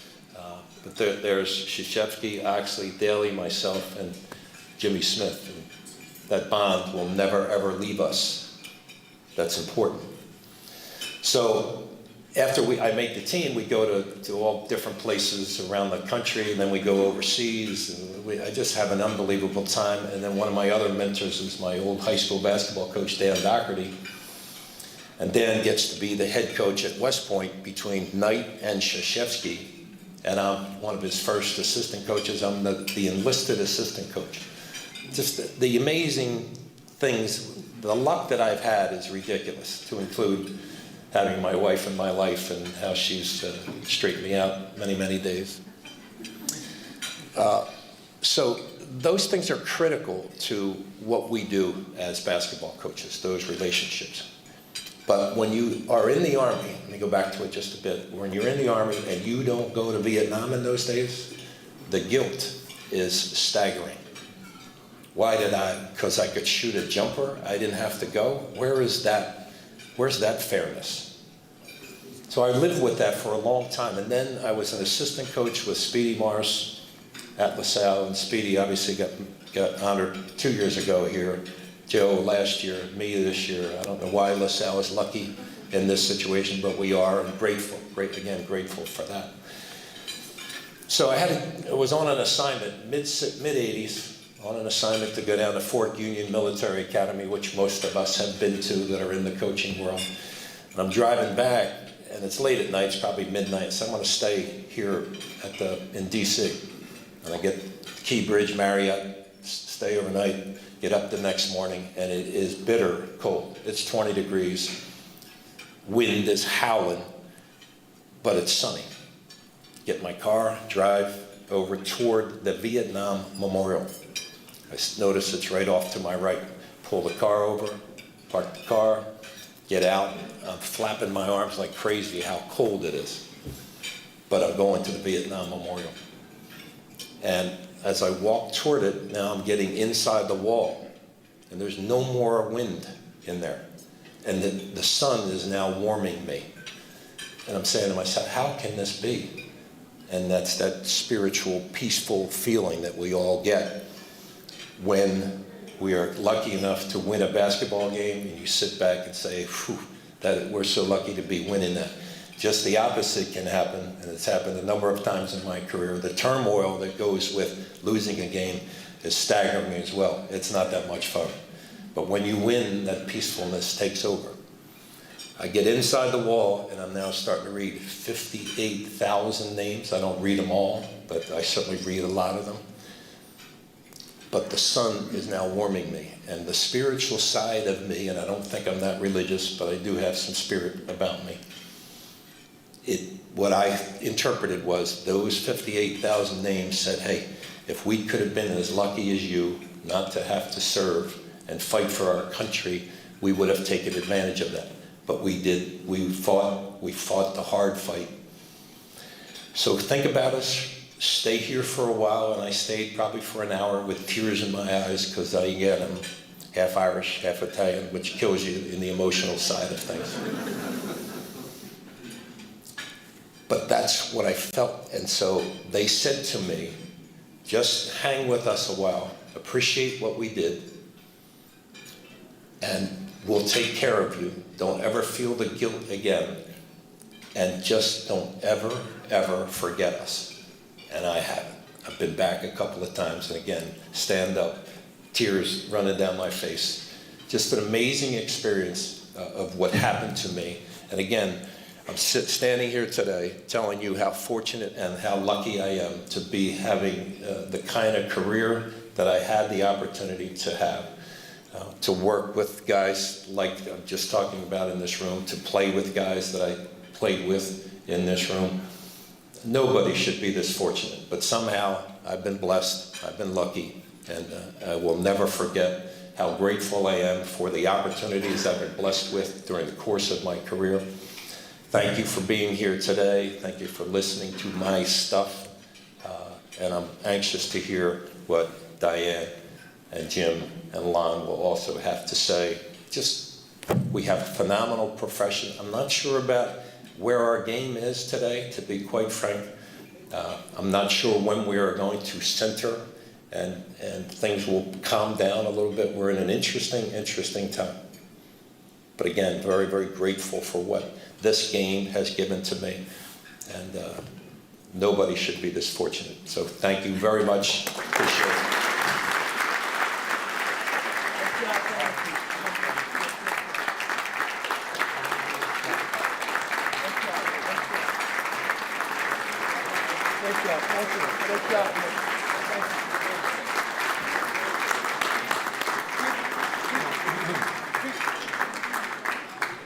Wow. We're going to have lunch now, and we're going to bless the meal. Father's going to come up in a second. When I was an assistant at Notre Dame, we had a mass before every game. We had a mass, and a priest would come in, and we had a lot of players who were not Catholic, but just pray and meditate your own way. And Digger Phelps, the coach of Notre Dame, he used to keep the record of the priest that did the mass. So if we win the game, he liked the priest. So playing UCLA one day, and he had a priest assigned, and he says to assign another priest, "Hey, he can't do this game. He's 1-4 in the race. He can't win. I mean, we need a big-time guy." So every time we played a big game, Father Hesburgh come in, the president of Notre Dame at the time, or some other big-time guy. So Digger kept the record of priests. So we're going to have a little invocation to bless the food. I don't know how Father Rock's record is at St. John's. I hope it's good. I know he's a winner. Father, we come up here, please, and bless the food. Digger would want you to do this.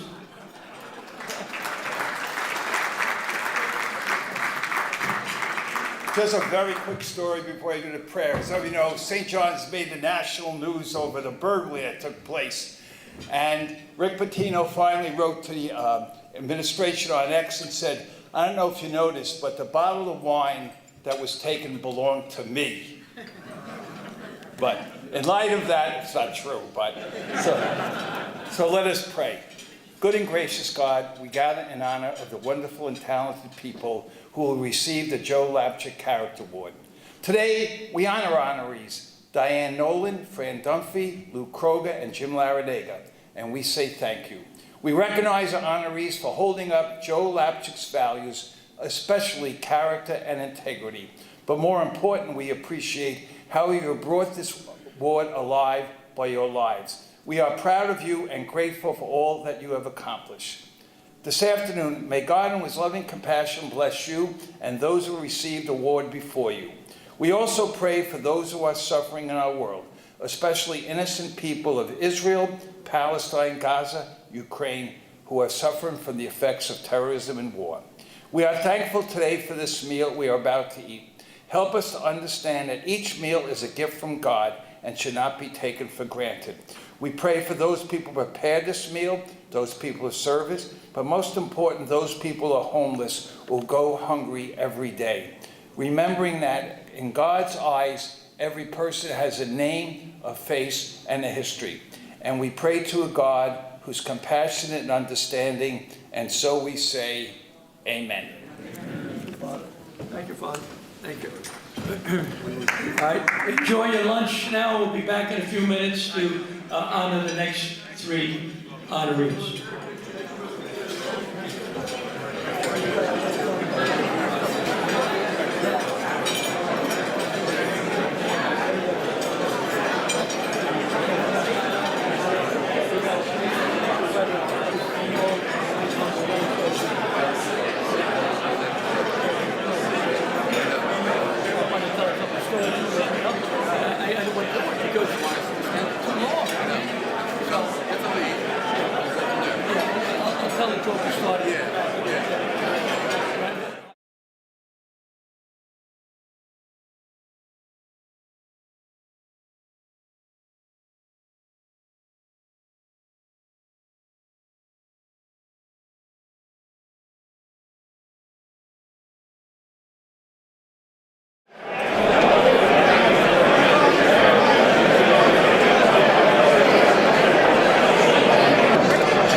My name is Tom Recorder, and I'm honored to be here for the second year, helping out this year's 15th year of the Joe Lapchick Character Award. But it's an honor for me to ask a LaSalle High School legend and a St. John's University legend, Jerry Houston, to please come up and come off the bench for Coach Alfieri. Jerry?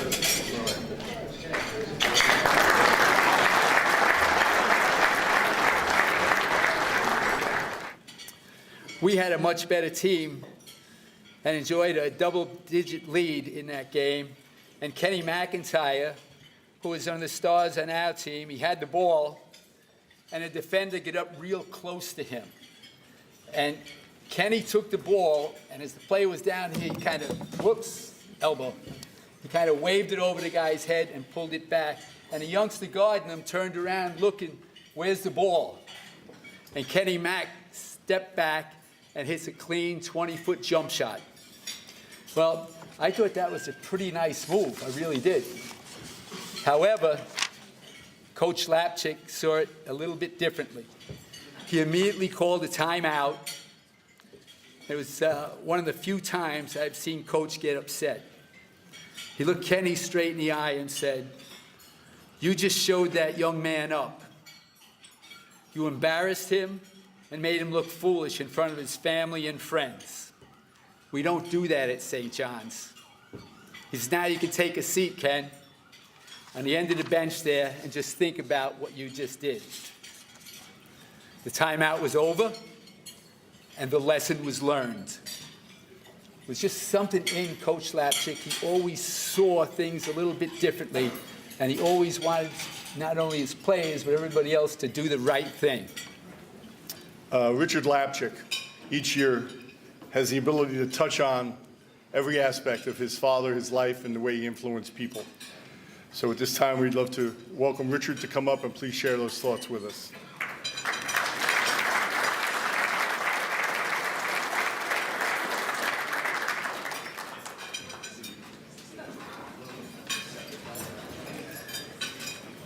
Thank you, Tom. Welcome, everybody. It's always a great pleasure to hear Jerry Houston talk about my dad. Jerry was one of my dad's favorite players, and he had a lot of favorite players. I'm humbled every year to be asked to speak about my dad at this great Joe Lapchick Character Awards luncheon. We're forever grateful as a family, the Lapchick family, that Gus Alfieri wrote the book, that Madison Square Garden Television did a documentary called Lapchick and Clifton, that the Character Awards were created, and as some of you know, this year there was a film named Sweetwater, a full-length feature film that was released about my dad signing Sweetwater Clifton as the first black player in the history of the NBA. After more than 5 decades after my father passing, it does our family so much good to see the acknowledgement that our dad still gets for the role he played while he was alive. I'd like to bring Jim McTighe up to give out this year's Leadership Award. Jim? Good afternoon. Good afternoon. First of all, Jerry Houston, thank you so much for pinch hitting for Gus. On this basketball journey, we're fortunate enough to meet a lot of people. You're one of the best of all time, Jerry, so thank you. Jerry was a complete player, but he could also fill it up. He once dropped 69 for LaSalle in a high school game against Jackson, so nicely done. We have a leadership award, Lapchick Character Foundation, that we give to folks who emulate the characteristics of Joe Lapchick: integrity, leadership, commitment to excellence. And they contribute to the ideals of this foundation. Normally, we'll let the individual know ahead of time, but in this case, we just did it with a twist, because this year's recipient is Mr. Tim Capstraw.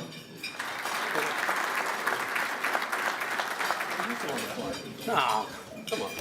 All right. I just want to say one thing while you collect your thoughts.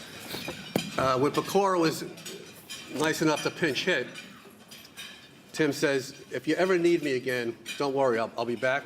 Now you can't say no. No, all right. Well, thank you very much. It's a wonderful honor. I also know that Jim O'Connell was a part of the Leadership Award, and we all know Ock, and he was fantastic.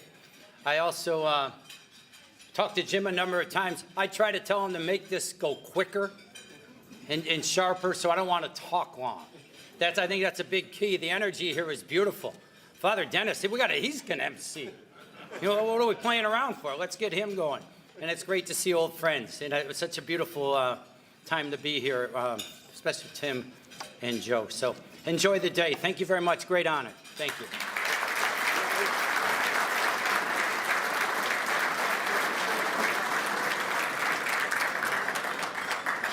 I am just incredibly humbled and honored to introduce Gail Markey, AKA Miss World, for those who played basketball with her. Gail asked me to introduce her, and as I started to put all this together, there were so many intersections that shine through for both Gail and I. The Knicks, a storied franchise, led by the character and raw courage of the great Joe Lapchick. Raw courage is when you don't hide it, when you can't be compromised. And Joe was a symbol of high character and unwavering courage in the face of adversity. This man stepped up and helped to integrate the NBA. You've made us proud. We are all proud of you, and we thank you. I thank you. Much respect, Miss World. Of course, with character, with class, and with an ocean of God's grace. Yes, with grace, Gail. With grace, with unwavering grace. Congratulations.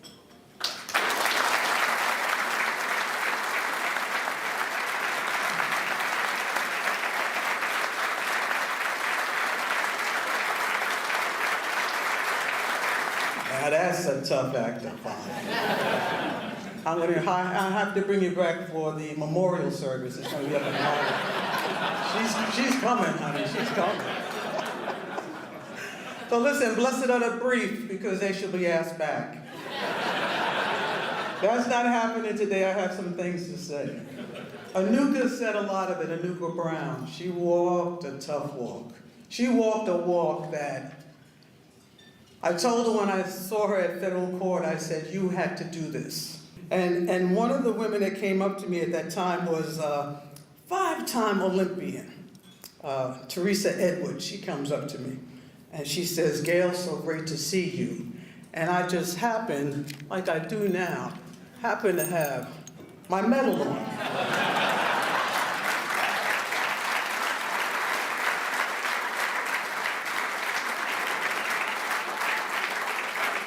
So Teresa comes up to me and says, Gail, I love your medal, I love your medal. I said, T, man, T, you got 5 of them. She got 4 gold, a bronze. I said, what is this? She said, but Gail, you have the first, and you set the standard, and you came in with a silver. We cannot do anything better from that silver. So I thank Teresa, I thank you, I thank Anuka, my tables of friends, my college president. Go and enjoy life. Get back in touch with your friends. If your parents are around, hug them, even if you haven't spoken to them or don't like them. Hug them anyway, all right? I leave you with thank you so much to the Lapchick Foundation. Thank you to my honorees, my fellow honorees. Thank you so much. Well done. Now, as we turn our attention to the man I know best, my dad, Tim Kloos, I can't help but feel an overwhelming sense of pride. You see, my dad's not just a coach that cares about wins and losses, although he certainly cares quite a lot about winning, as many of you may know. But he's also a man whose character shines as bright as the hardwood on which he spent so much of his life. And it's because of that consistency and that constant dependability that he provides in the lives of his family, his friends, and his former players that he's so loved by all of us. And it's why he's so richly deserving of this award. So my dad, Tim Kloos, he's not just a great coach, he's a beacon of character in the world of basketball and beyond. And as we honor him here today, we're not merely celebrating his wins or his championships. We're honoring a man who exemplifies the very best in character in basketball and in life. So without further ado, let us celebrate this extraordinary man and his enduring legacy as we present him with the Joe Lapchick Character Award. Thank you, Dad, for being an inspiration to all of us.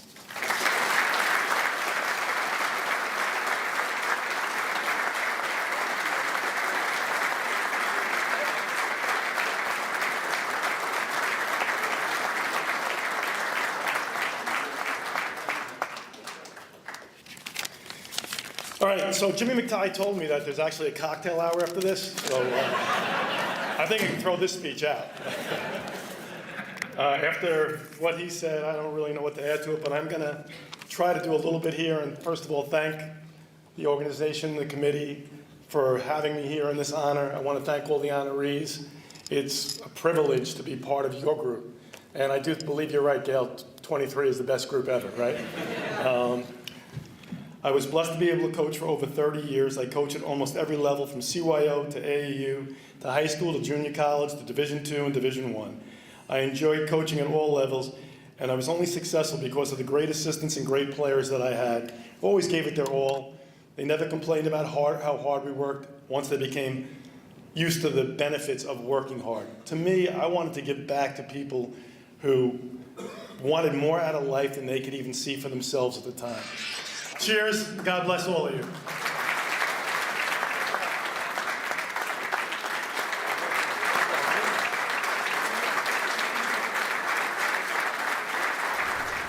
Our next honoree, Joe Mihalik. Joe Mihalik is a builder. What he did at Niagara University after sitting at the feet of legendary coaches like Speedy Morris and Lefty Irvin, and before that, Coach Wooten at DeMatha, he knew how to build. And he did a wonderful job at Niagara, where if you haven't been there, it's kind of like witness protection, but different. I mean, to get kids up there and then to keep them there, and then to win big there, he did all three. And then coming and rebuilding a Hofstra program that had fallen by the wayside was just an incredible job. So at this time, Fran, please come up and share some thoughts.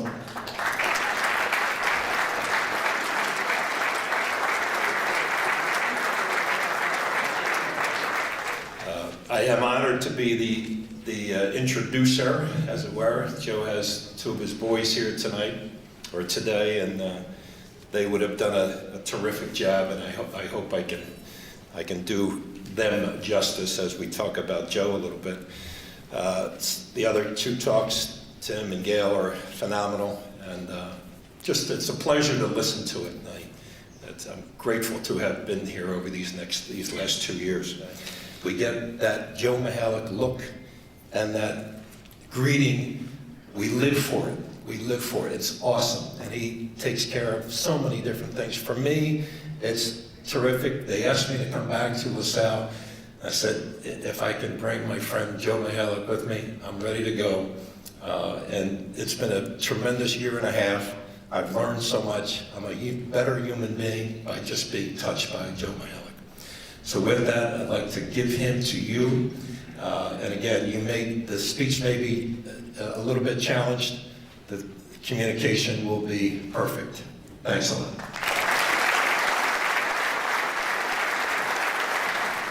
Thank you. I can't talk, but that's a good thing. I want to thank Allie Turpin, Wendy Silverman, and Elijah St. Darkness. My speech doesn't this. They are awesome. Thank you.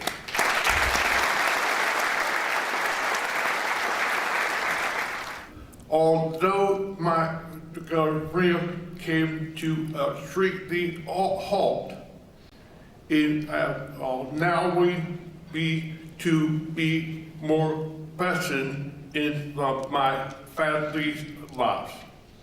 Merely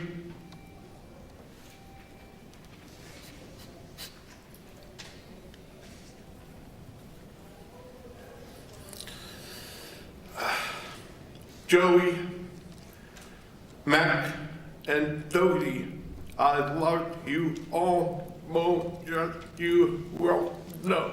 Thank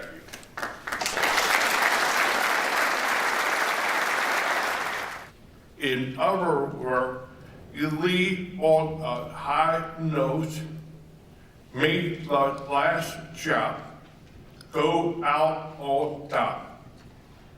In on a big. And I believe that both on and off the court. Thank you.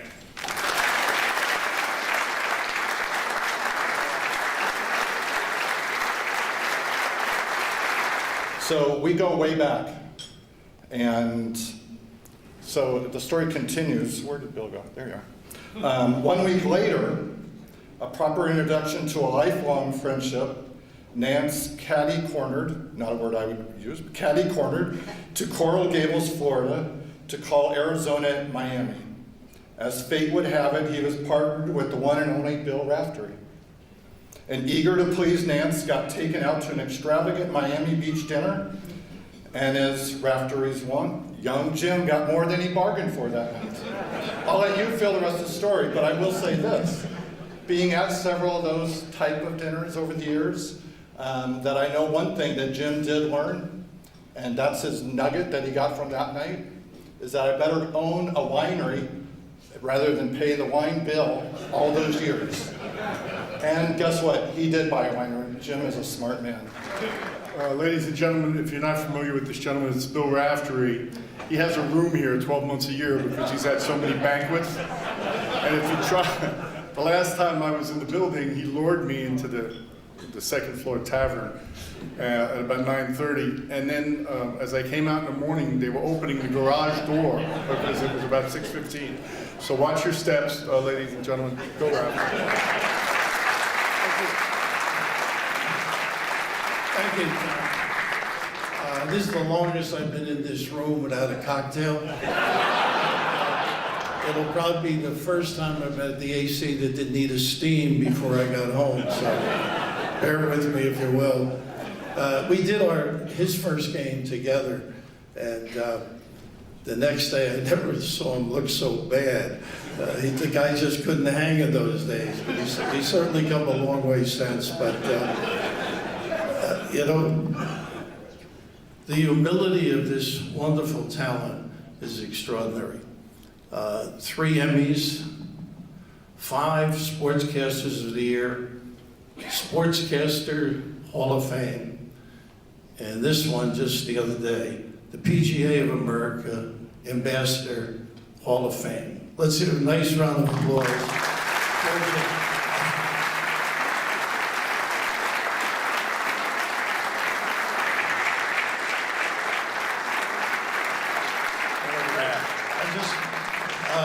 The term "hello friends" was used here. Yeah.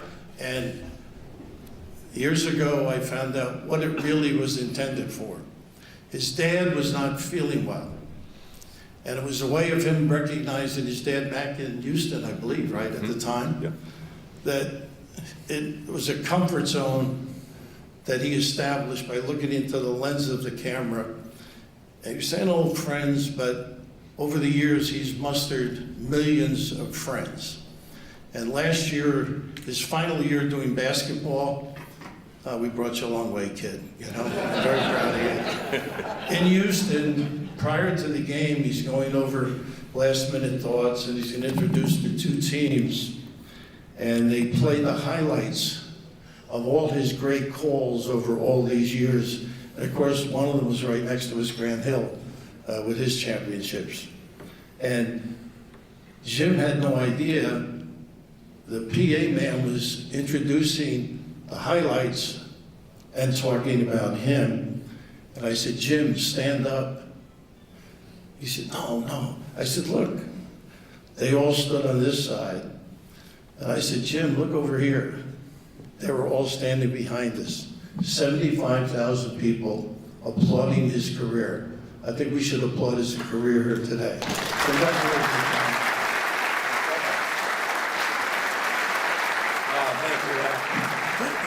I'm truly touched. I mean, I don't think I've ever cried this much by 2:30 in the afternoon of my life. But I am energized. You gave some energy. Kenneth didn't use some energy, Gail. That was awesome. Your talk was amazing. I got this energy now at a level. I'm calling the Jets game on Sunday, so it might be through the roof. Zach Wilson, to Garrett Wilson. Touchdown, New York Jets. Good thing I'm not calling a golf tournament this week. Be all out of sync, you know. Tiger Woods for birdie. Wouldn't quite that right. Be too high, but thank you for the energy and love that you spread in this room. As fate would have it, things come full circle. I'm back with Raft. I get to start, I get to end my college basketball career with a guy that I admired so much, still do. I love him. He's a friend. Asking him to come here today.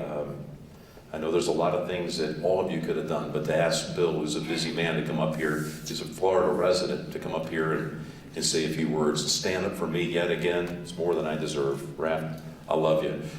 Thank you.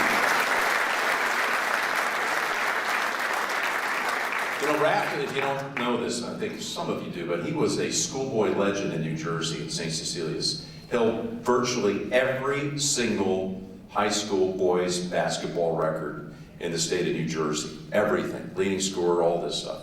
I looked it up the other day. He still has one record that still stands. Most field goal attempts.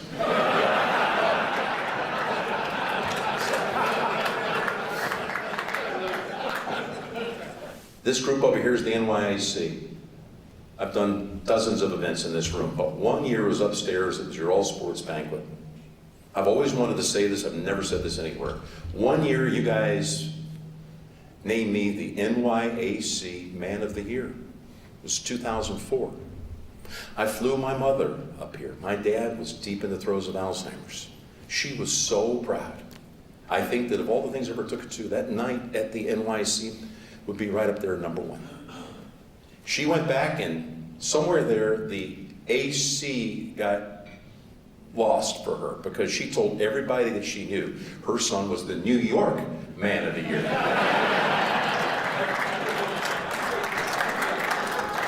Good enough for me.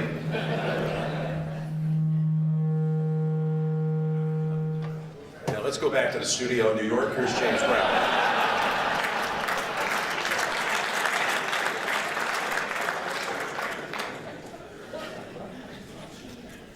That was my mom and dad telling me it's time to leave. Everybody has a story. It's always been my job to find that story. We all of us in this room have a story to tell. It's up to other people to give you that time to find out who you really are. That's what I meant to say. And now I'm at 5 seconds. And I just said to all of you, thank you for being my friend. That's the last thing I ever said. And that's the last thing I'm saying here. Thank you for being my friend.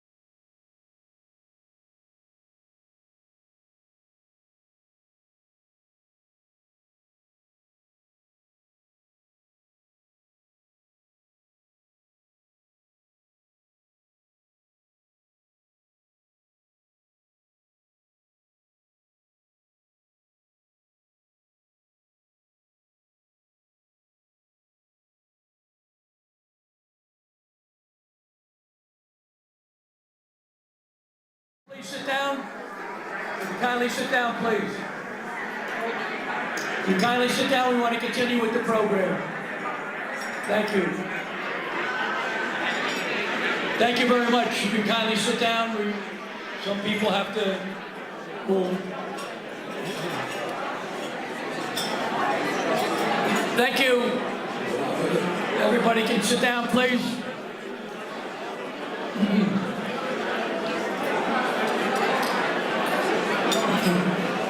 All right, do we have your attention? Do we have your attention? All right. Okay, here we go. Here we go. We want to continue. A brief story, if I could share with you. Tim Capstraw, who was our MC a couple of years ago, did a great job, and Tom Pecora from Long Island. I'm from Brooklyn. I don't know if anybody likes Brooklyn, but I'm from Brooklyn. In Brooklyn, everybody has a nickname. Everybody has a nickname. And quick story, when I was a young guy in Brooklyn, we had a guy named, nicknamed Batman, Bullhead, Three-Fingered Willie, Ice, Dice, Slice, and Shorty. And name of the cheerleaders, okay? That's good. So I'm from Brooklyn, so the program's a little wobbly. I'll take some of the blame. But all these guys in the neighborhood, we had the smart guy was named Eddie. 6 of Eddie's happiest years of his life was spent in high school. So he was our genius. So Eddie had a chance to join the FBI program. So he had to go down to the courthouse, and all the players, Batman, Bullhead, Three-Finger Willie, they all knew where the courthouse was. So we all went down there, all in the back. The judge says to Eddie, 3 questions. If you get these questions right, you're going to join our FBI training program. One story, that's all I'm going to do. The FBI training program. First question, Eddie. All the guys in the back pointing at the judge, pointing at the policeman. First question, who discovered Christopher Columbus? Three-Finger Willie says, Michael Jordan? No. Sit down, shut up, shut up. All right. Next, Eddie says, come on, Judge, Christopher Columbus. Second question, first president of the United States. None of the boys knew. All right. Come on, Judge, George Washington. Okay. Last question. If you get this, you're in an FBI training program, Eddie. Question. A little tough, Eddie. Who shot and killed Abraham Lincoln? Eddie looked at the ground, looked at the judge, looked at the ground, looked at the judge. He said, I don't know. All the guys in the back said, way to go, Eddie, way to go, Eddie, way to go, Eddie. We don't squeal on nobody. So that's where I'm from, Brooklyn. Okay, so I'm a little shaky. The program's a little shaky, but we're going to keep moving. All right, next presenter we have a coach who, I coach against this gentleman, a great coach. He coached at 6 schools, 6. All right, Pan American, now it's University of Texas, Rio Grande Valley, Pan American, Kansas State, Florida, Illinois, UNLV, Oklahoma. 6 schools. Each one was bad. There was a playwright named Henry Ibsen. Henry Ibsen, Norwegian playwright. He wrote a play called, in 1892, he wrote a play called The Master Builder. The Master Builder. So when Ibsen wrote this play, he was thinking ahead down the road when he's long gone of somebody like, all right, this gentleman, Lon Kruger, the Master Builder. He's a great, great coach. All right, he's took 5 teams to the NCAA tournament. 5. First guy to ever do it. 5 teams to the NCAA tournament. 5. All right, and he won a game with each of them. He went to the Final Four twice. 1994 with Florida, 2016 with Oklahoma. All right, Trey, the young man does a great job, and Buddy Hield, he coached. A great, great coach. More importantly, he's a better person. All right, like Fran Duffy, he does a ton of work for Coaches vs. Cancer. He's on the Coaches vs. Cancer Council since 2007. He and his wife, Bob, do an unbelievable amount of work, charity, as all our honorees do. But he's a great coach. He's even a better person, and we're thrilled to honor him. And to present and tell you a little bit more about Lon Kruger is his son, Kevin Kruger, who coach of UNLV, won 21 games this past year, did a great job, won a couple games in the NIT. I did a couple of his games, and they beat Creighton, and hope you appreciate that, Kevin. I helped you. I said, send it in. I said, come on, we're getting hosed. I told the referees, we're getting hosed. So Don't tell anybody, Kevin. I'm already on shaky ground with CBS. So, terrific coach, young coach, 21 wins, most wins at UNLV since 2012-13. All right, please recognize Kevin Kruger, the son of Lon Kruger. Kevin. I would like to thank the Lapchick Award group for including my dad with this very prestigious and, of course, highly recognizable award for accomplishments, of course, reached off the court. But I want to say a lot of people often come up and ask, well, what makes him different? Why is he successful? Why is what makes him different from coaches and leaders? And I think the quickest answer is just his consistency. He's consistently nice, consistently caring, but most importantly, consistently genuine. I mean, he truly, truly feels that he wants every single person to succeed and have a great experience in doing so. And, being his son, growing up, or as a young knucklehead, as Coach Dunphy very perfectly put it, I heard a lot about the accomplishments on the court, on the field.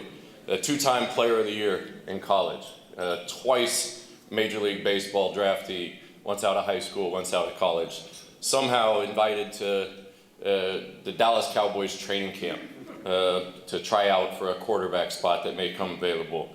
And while all that was great, it was, and of course the coaching victories, as you get older, being a son, of course, being a father, those don't compare.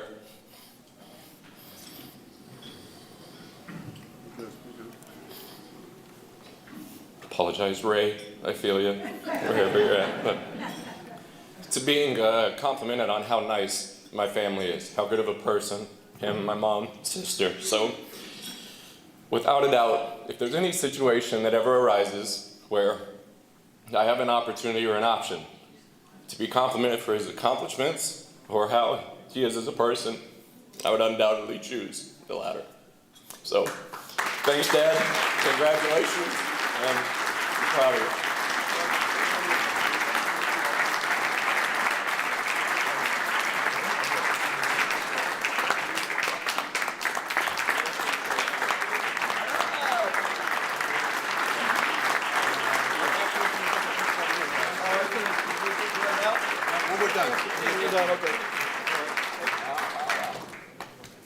That's not really fair.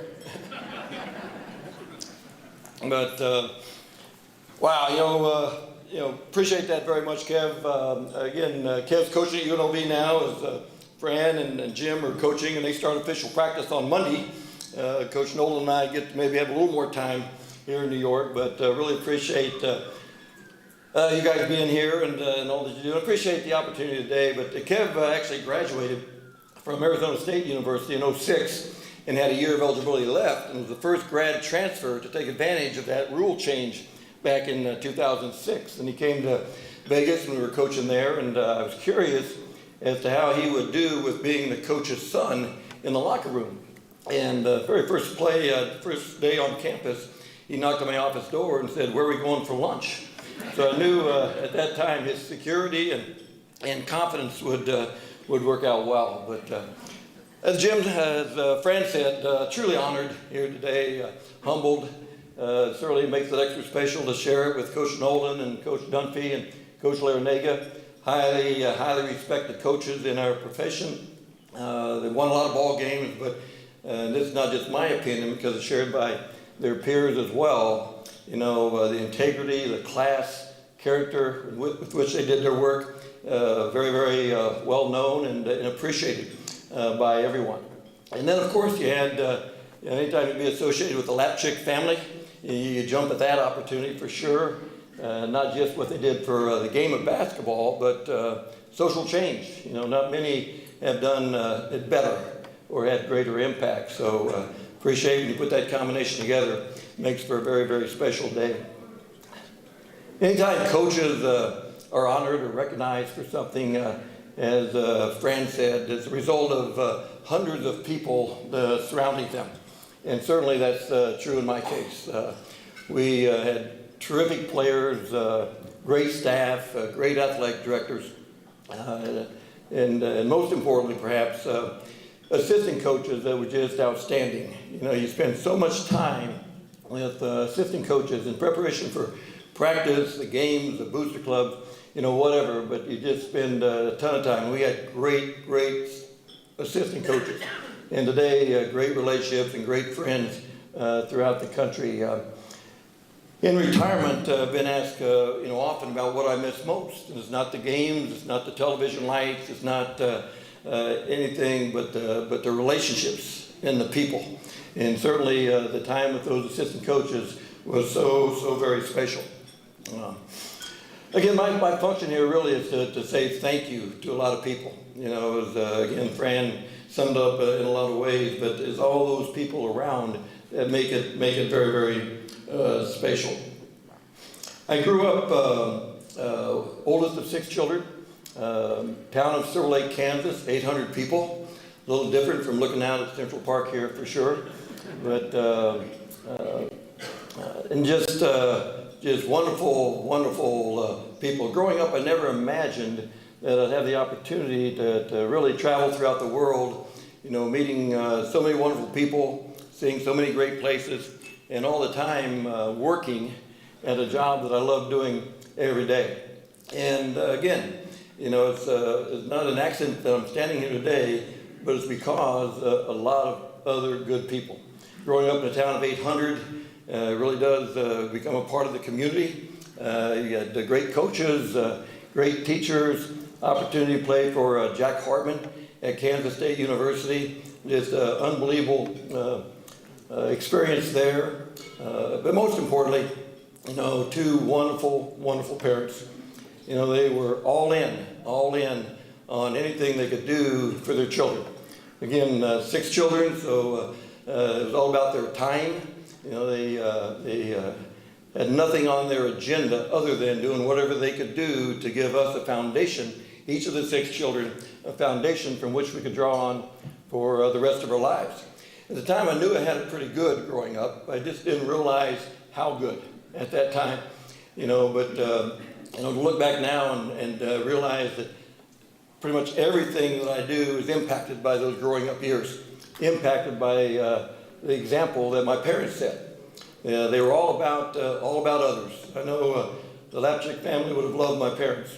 They would go out of their way and do anything they possibly could do to make others feel good about themselves. And they intentionally did that. It came very natural, but they were proud of that. One thing that I really look back on it, they never ever gossiped. You know, we had a rule in the house that if you didn't have anything good to say about someone, then say nothing at all. And I think about the number of times I repeated that to our players over the years and to our teams over the years. Gossip is horrible. You know, in a locker room, in a family setting, in a place of business, you know, things can be torn down so quickly with gossip, and I repeated that many times to our teams over the year. Another thing they were about, it was never I, it was always we.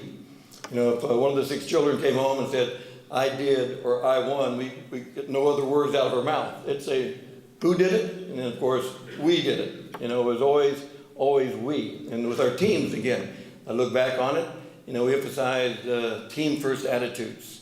You know, it's all about teams. Individual awards will come from teams that win championships. So that was huge. Dad was a huge sports fan, and it drove him crazy when you pick up and read about a scandal or someone cheating to get ahead. I can hear it as if he was standing here today. He said, anyone can cheat and win. If anyone can do that, where's the satisfaction? And I really thank him for that lesson. Because again, in coaching, you have the opportunity certainly to bend the rules a little bit, you know, but because of that lesson, never even tempted to get to the gray area. You know, I still don't understand how you can cheat to get a kid and then coaching effectively, but it happens. But again, in general, you know, Mom and Dad were about a culture. You know, they did and said things that other people wanted to be around them. You know, Mom, Dad was a postal carrier, coached all of our Little League teams, Mom, kitchen was always open. People would stop by before school or before work, and she had served breakfast and loved doing it. But just a great, great beginning and great growing up. And as it relates to that culture, whenever we, as was mentioned, we changed jobs like coaches do. And anytime we went into a community, at the forefront was let's create a culture in which other people want to be around, especially our players. If our players arrived, just before practice started and left as soon as practice was over, then we were probably doing something wrong as a staff. So we wanted our players to want to be there early, want to stay late, give us the opportunity to not only teach, but develop relationships, which is what this is really all about. Those growing up years were fantastic, and then the next stage, and this won't last long because I get really emotional. I met Barb and started dating our junior year of college, and now this December will be 49 years in marriage. So we appreciate it. Yeah, thank you.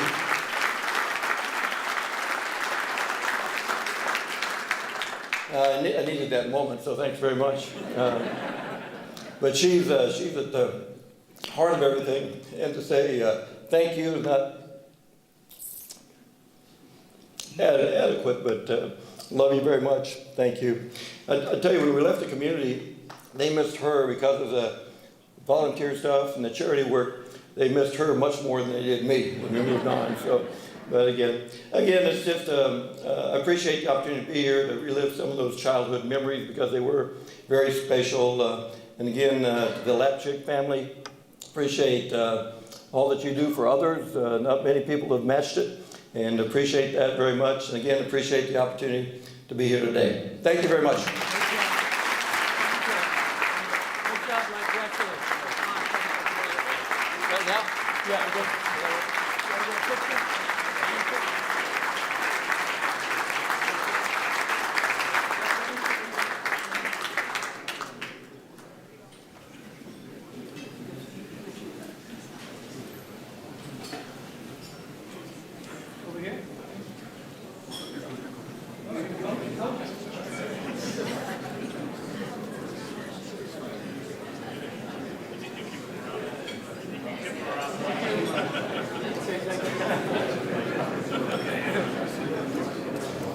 Okay, we're going to try to keep the program moving.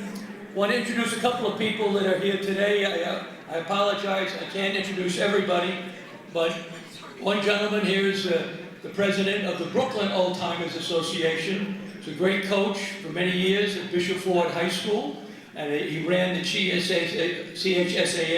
He's one of the leaders of that. A great coach, great guy, tremendous person. Ray Nash. Ray, stand up, please, if you're still here. His right-hand man, this gentleman played at St. Francis College of Brooklyn. Tremendous player. He's in the Hall of Fame there. He does a great job working with Ray. He's from, only shoots when he has it. So when he has it, he shoots. He thought an assist was a lump on your back when you went to the doctors and he cut it out. But I don't believe that. No, I'm just teasing. Dennis McGerber, great player, great person. Dennis, you still here? Okay. All right, Dennis. Sorry, Dennis. Dennis is from Brooklyn. He might put a contract out. I gotta be careful. Another person here, the commissioner of the A-10 is here. We're lucky. I did a few A-10 games. It's a great league, and she's done a wonderful job. Bernadette McGlade. Is Bernadette here, please? Stand up, Bernadette, please. Trying to get some pub for the league. We need the jungle out there, Bernadette. Okay. Another guy here, and we're trying to keep moving. This guy does a great job with the Tom Konchowski Foundation. I think almost most people here in this room know of Tom Selly.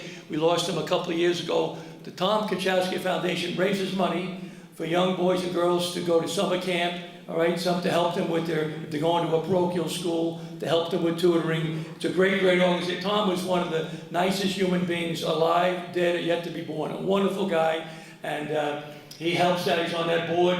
Barry Slice Rawson. Barry, tremendous player, St. Francis College of Brooklyn. Where's Barry? You here? Maybe he's on the bus. He was here. I saw him before. Okay. And next person can introduce me. I'm an alumnus of Fairfield University, so please bear with me. I got into Fairfield. It's a good school. I know Times Square. I won't talk too much.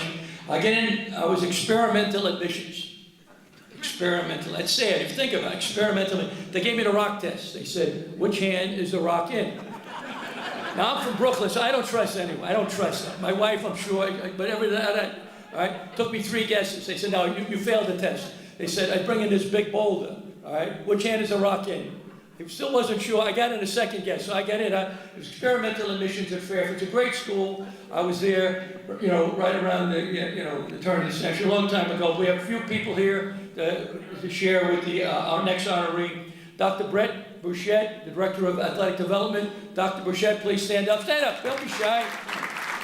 Another one, our Athletic Director. I don't know if he's still here. All right. A great job as Athletic Director. The women's program's terrific. The men's program, 23 wins last year, 24 wins last year in Fairfield. Paul Schlickman, the Fairfield Athletic Director. Is Paul still here? Paul. Now we have one of our fundraisers. I got most of my money buried in backyard. I forgot where I buried it, so he's not getting any of my money. But this guy raises money, athletic fundraising. Wally Hallis. Wally does a great job with Fairfield. Stand up, Wally. Okay. Coach Chris Casey, I think he had to leave. Chris Casey has a recruit coming in, but he had to go back, so he's not around. Next person is athletic director at Fairfield for 23 years. He's a Malloy guy. Jimmy knows him very well, very close with the late Coach Jack Curran, who we lost. He's a tremendous person. He's on a lacrosse board of directors. He's chosen by his peers as the recipient of the 2018 Gary Carnahan Lifetime Achievement Award. Gene Doris. Gene, stand up, please. Another person is like, I don't know if you've read the book, Goodbye, Mr. Chips. Well, he's like Goodbye. He's been at Fairfield. When Moby Dick was a minnow, he was there a long time. But he did a great job. And he is an assistant in charge of accessory sessions. All right, he's a voice of Fairfield University basketball games. A great guy, loves Fairfield, did an unbelievable amount for Fairfield. Jim Fitzpatrick. Jim, will you stand up, please? Next person was my roommate on the road, Art. This gentleman was a great player at Fairfield, got better and better. He's in the Olympia Milano Hall of Fame. Olympia Milano, it's one of the best club teams all of Europe. He's in the Hall of Fame. Not many non-Europeans or non-Italian. He got in. Mike D'Antoni played there, former coach of the Knicks. He's in. This guy was a great player in Europe. He played for a long time, and he's a graduate of Powell Memorial Academy. All right, it's tough between which is the greatest Power high school team ever, either Art Kenny or Len Elmore, 69. I'm neutral because I sat next to Lenny. He said, "If you don't say we're the best, I'm going to break your leg." So I'm neutral in this one, but a great team. He played with Kareem Abdul-Jabbar, the former Lou Alcindor, a great guy, terrific person, very generous, a great player, even a better person. Art Kenny, would you stand up, please?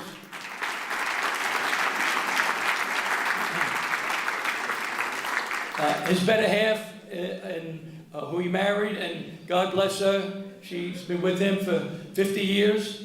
I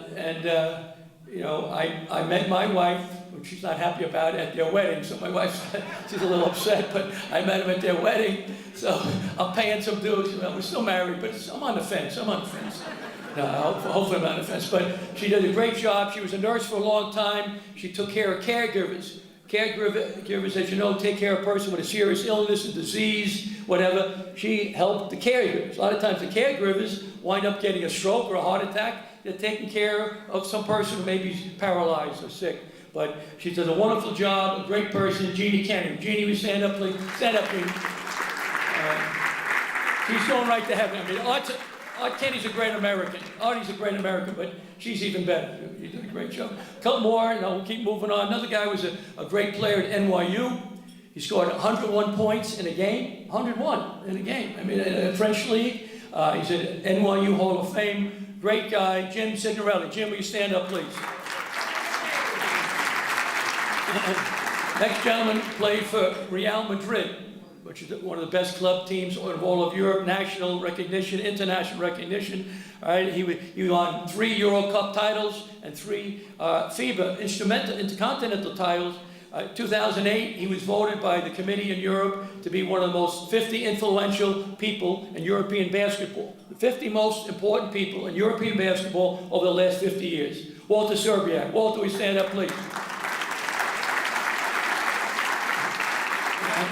Yeah. Another person who was a great player at Villanova. I worked there for a couple of years with Rolly Massimino. This guy was a terrific player at Villanova, played for Jack Kraft. He's a legend at Lafayette College. He did an unbelievable job there, winning 361 games.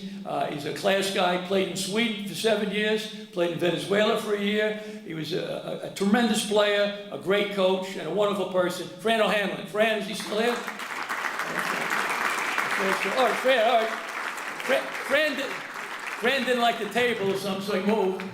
He didn't get his chicken. I think Art Kenny might have ate his chicken, so I don't blame you, Fran. I'd move away too. But no, he did great. So, all right, next person we're going to introduce here now is a Fairfield grad, and she did an unbelievable job there. And I'm going to introduce her presenter. Her presenter does a great job, and she played for Diane Nolan at Fairfield. She coached for 29 years at Quinnipiac University, home of Tom Pecora, who did a great job for the MAC, regular season champs in the MAC last year. Tom pulled an oblique muscle, so I had to come in and fill in for him. So a lot of people have said at that. But she does a great job, and she's going to talk about Diane. Diane, a great career. She took Fairfield to the NCAA tournament 4 times. 4 times. That's not easy for a good school. Right? They don't have all the, the bells and whistles, but it's a beautiful campus. It's much better when I went there. It's again when Moby Dick was real young. It's a lot different now. But she did a great job at Quinnipiac, 29 years. She's won a ton of games. If she would come on up now. Tricia, all right, would you come on up, please, and present the award to Diane Nolan, please. Okay. Tricia, thank you. How are you? Thank you, Tricia. Thank you. Thank you. I'll get this out of the way. Yeah, great. Well, good afternoon, everybody. Gentlemen, thank you. I'm prepared. So, get a couple of tears out. Congratulations again to all the recipients of the Lapchick Award, and I've really enjoyed reading about the Lapchick family, but I've really enjoyed this afternoon and getting to know everybody's story a little bit deeper, and there is no doubt in my mind that we've got a great one being awarded here this afternoon in Diane Nolan. This day almost didn't happen for both of us. I'm going to take you back to my freshman year playing for Diane, South Jersey girl, heading up to Connecticut. That's right, South Jersey in the background. And we're about our 3rd practice in, and I'm a rookie, and I'm seeing a whole bunch of new drills. And I'm smart to go to the back of the line, but day 3, I'm feeling pretty good. I'm getting my footing underneath me. Great team. Diane's full of energy, hasn't changed. And she goes, okay, we're gonna do, let's go, getting 5 lines. Getting 5 lines. I'm like, okay, I can do that. Then she says, all right, we're gonna do the 5-person weave. And I quickly go, I know 3, I don't know 5. So I astutely go to the back of the line, and I'm going to watch everybody go. I'm going to figure out 3 to 5. So watching the team go, everyone's fired up, start of practice, a lot of energy, we're all talking. Again, I'm a rookie. 1st line goes, 2nd line goes, 3rd line goes.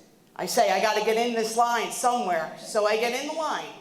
And for those who know Diane, she likes to be in the middle of everything. So I know I'm getting the ball out of the strings, and I'm just throwing it to the right, and I'm following all the way behind, and I'm going to get the layup. I'm running back. I got this covered. I get the ball out of the strings, fire it. I'm running full speed. I go to get the ball back, and I look up, and Diane is right here. So there's a major collision at center court, day 3, my rookie year. Diane, when she gets up here, you're going to see why it was such a big collision. She goes flying. I mean, she is 8 feet in the air and off 2 feet. So now the gym gets very silent.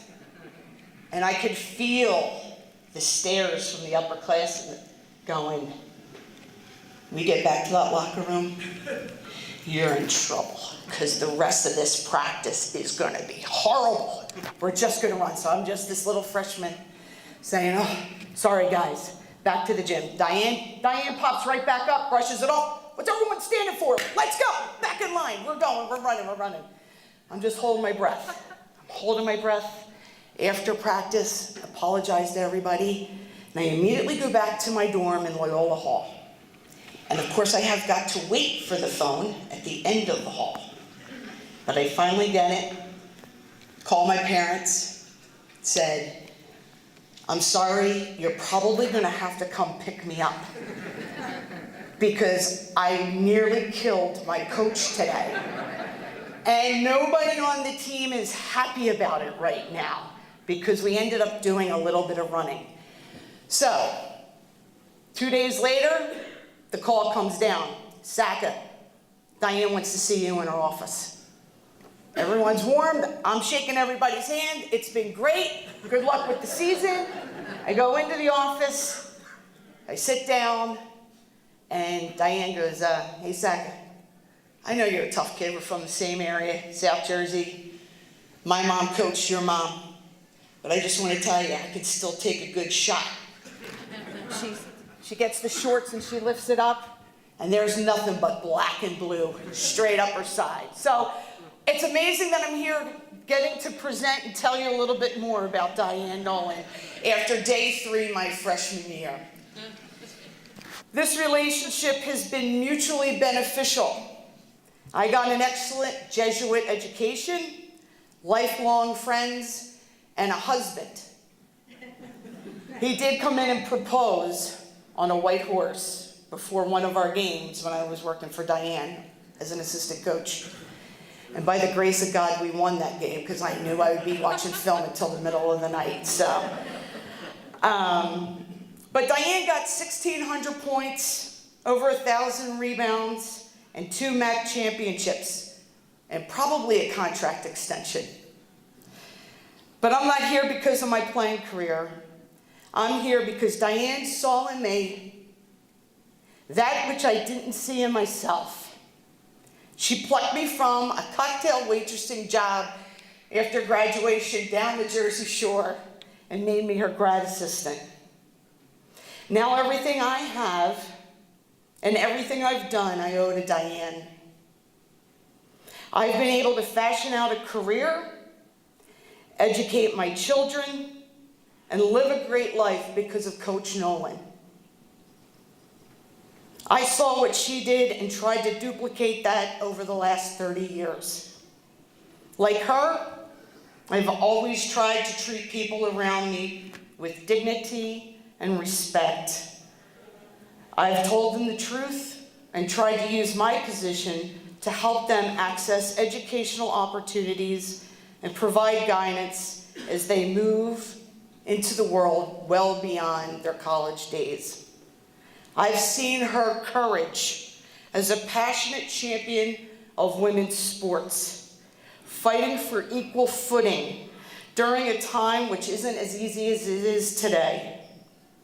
We have that equity because of her insistence. I've drawn inspiration from her juggling act of a coaching career, coaching in Division I, coaching a great basketball team, and raising 3 children that are sitting in front of me today. And breathe. If she did it with such ease, why couldn't I? Although, Diane, I did have a daughter get me to a Sweet 16. One of my favorite speeches is Jimmy V. And Jimmy V says, a full day is if you laugh, you think, and you cry. Well, I've done that quite a bit with Diane and her family, and I cherish those moments that we're going to have going forward as she calls our games on ESPN+. But I think most about what she's done, you have to know where you're from to get where you are, to know how we want to go, where we want to go. And our women's game is at the best spot, an incredible height of everyone paying attention.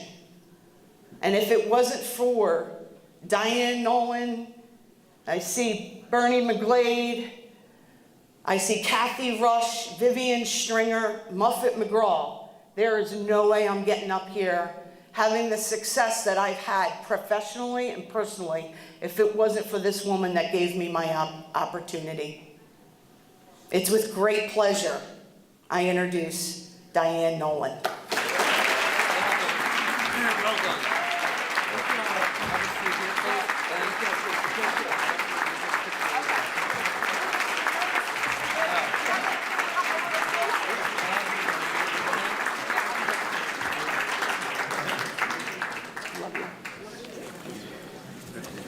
Okay.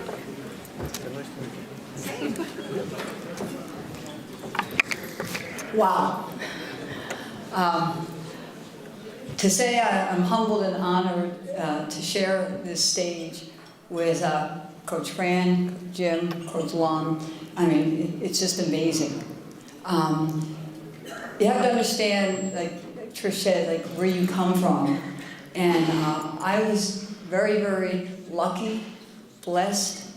My mother was a basketball coach. Now, think back. I mean, I played 6-on-6. So think about those days. And my mom was the coach. And when you see Bernadette and Agnes, my cousin Annie, Lisa Angelotti, they all played for my mom. And to be coached by your mom and to have your mom way back when to be your mentor, how blessed and lucky was I. My brother, Drew Nolan. I'm 14 years old and I'm at the Palestra. Every guy wanted to date me. I had tickets. Mel Greenberg is the manager of the Temple Owls. He asks me, can you keep stats? So, sure, I'll keep stats. So, of course, Patty Drew's assist. You know that because he wasn't giving up the ball.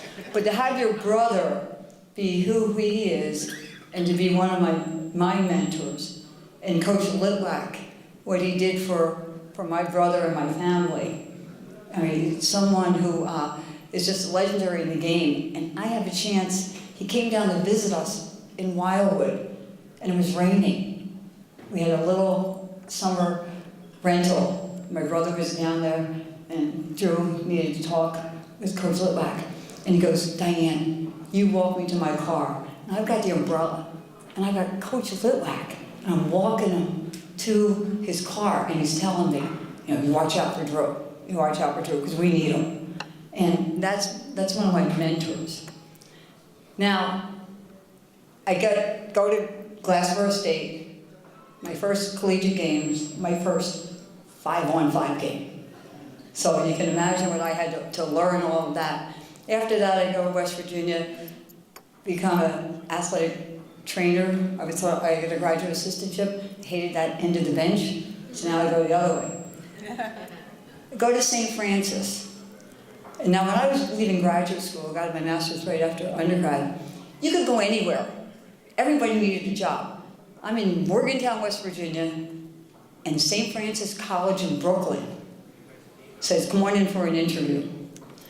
Lucky enough, I get hired at St. Francis.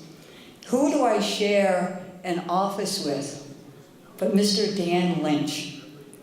And I did not know New York media, and if you know anything about New York basketball, Mr. Lynch was really one of the greats in New York basketball. He was a former coach at St. Francis College, and he would say to me, Diane, you want to learn basketball? You really serious about this?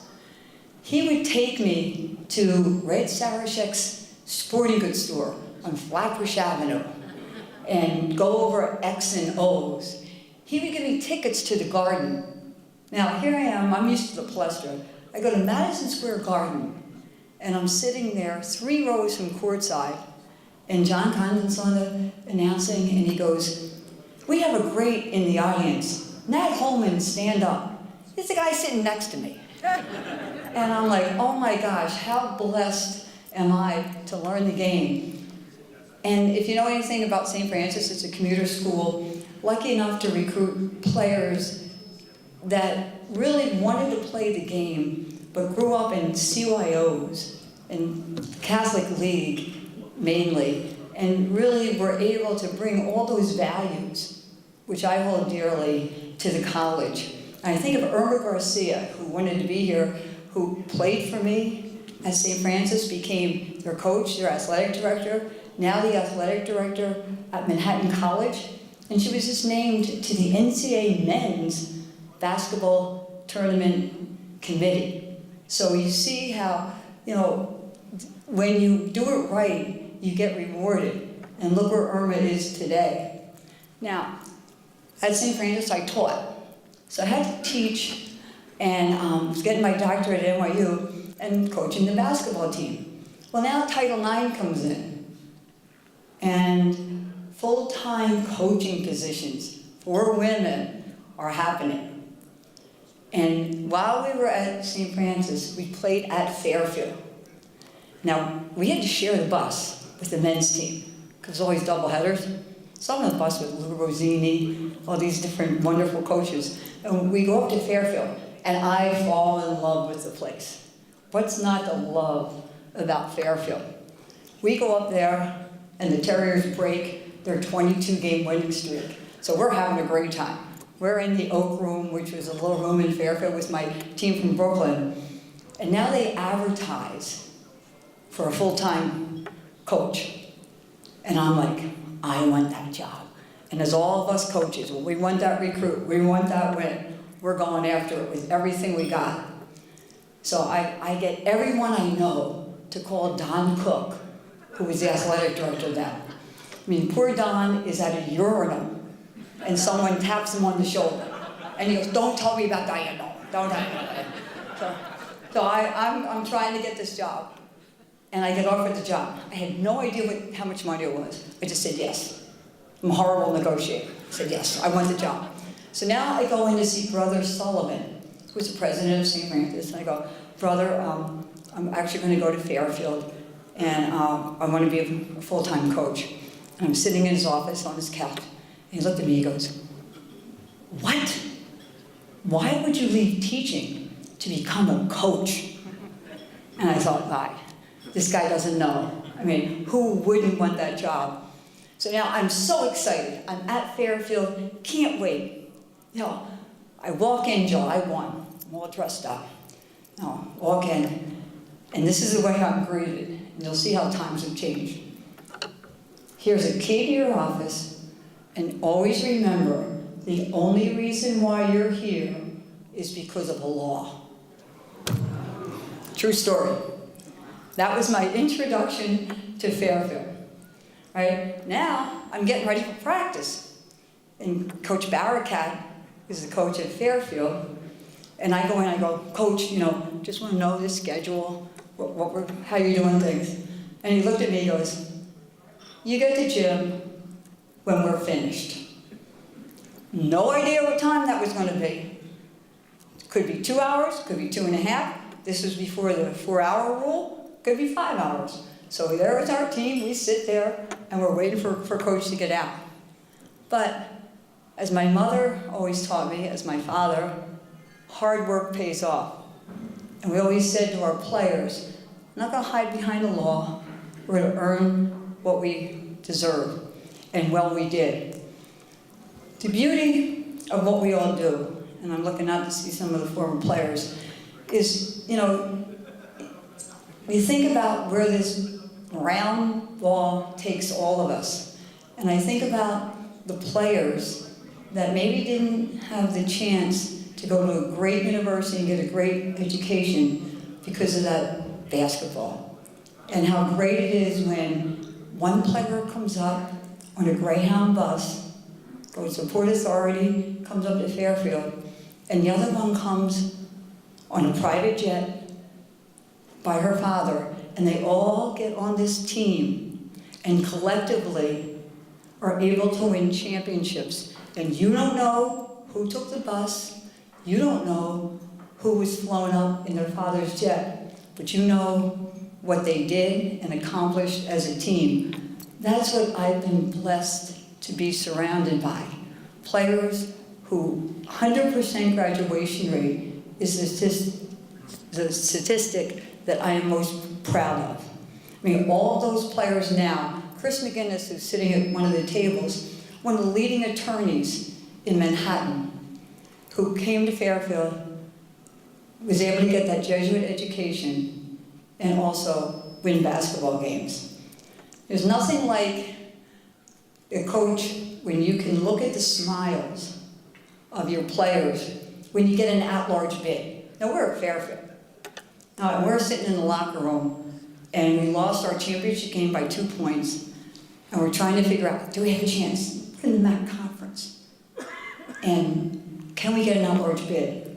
And we're watching the screen and watching the screen, and we're in the locker room. And when that flashes up, the joy that you see in your players' eyes, who were so dejected by missing 2 points and losing a championship, and now you see that joy when they get announced and their hard work is rewarded. So as coaches, this is what we get to do. This is what we can share. And I'm so blessed that I was able to do that for so long. After Fairfield, I go to Yale and get introduced to the Ivy League, and what a special place. There's nothing like being at Yale and you're playing Harvard, and they hold up these white boards and they write things about the coaches. Coach, you going to the disco after the game? And I'm like, what is that? Welcome to the Ivy League. And then from there, I end my career at Lafayette, and I get to work a desk away from Franny O'Hanlon. So every day I go to work, Franny, after Mass, every day, rides his bike, and I go in, and I get to work with Franny O'Hanlon. What's better than that? So nobody gets on this journey alone, and you got to thank so many people. I see Gene Doris and Fairfield, and look where Fairfield was then. Look at it where it is now. I mean, the women are coming off one of their best years yet. The guys, the same thing. That facility, and when you see where you are and you see the progress, and how pleasing you are that those student athletes now are getting the same treatment, Trish referred to it, that everyone gets. How pleasing and wonderful is that? Now, when you coach as long as I had, people ask you, what's your best team? You know, and who's your top 5? My best team are these 2 tables. Sheila Ty's over there. The last 6 years, we've been creative partners on a documentary about the game. Gail Marquis, a recipient here a year ago, an Olympian. When I was growing up, my brother said, you want to learn the game? Get to a camp.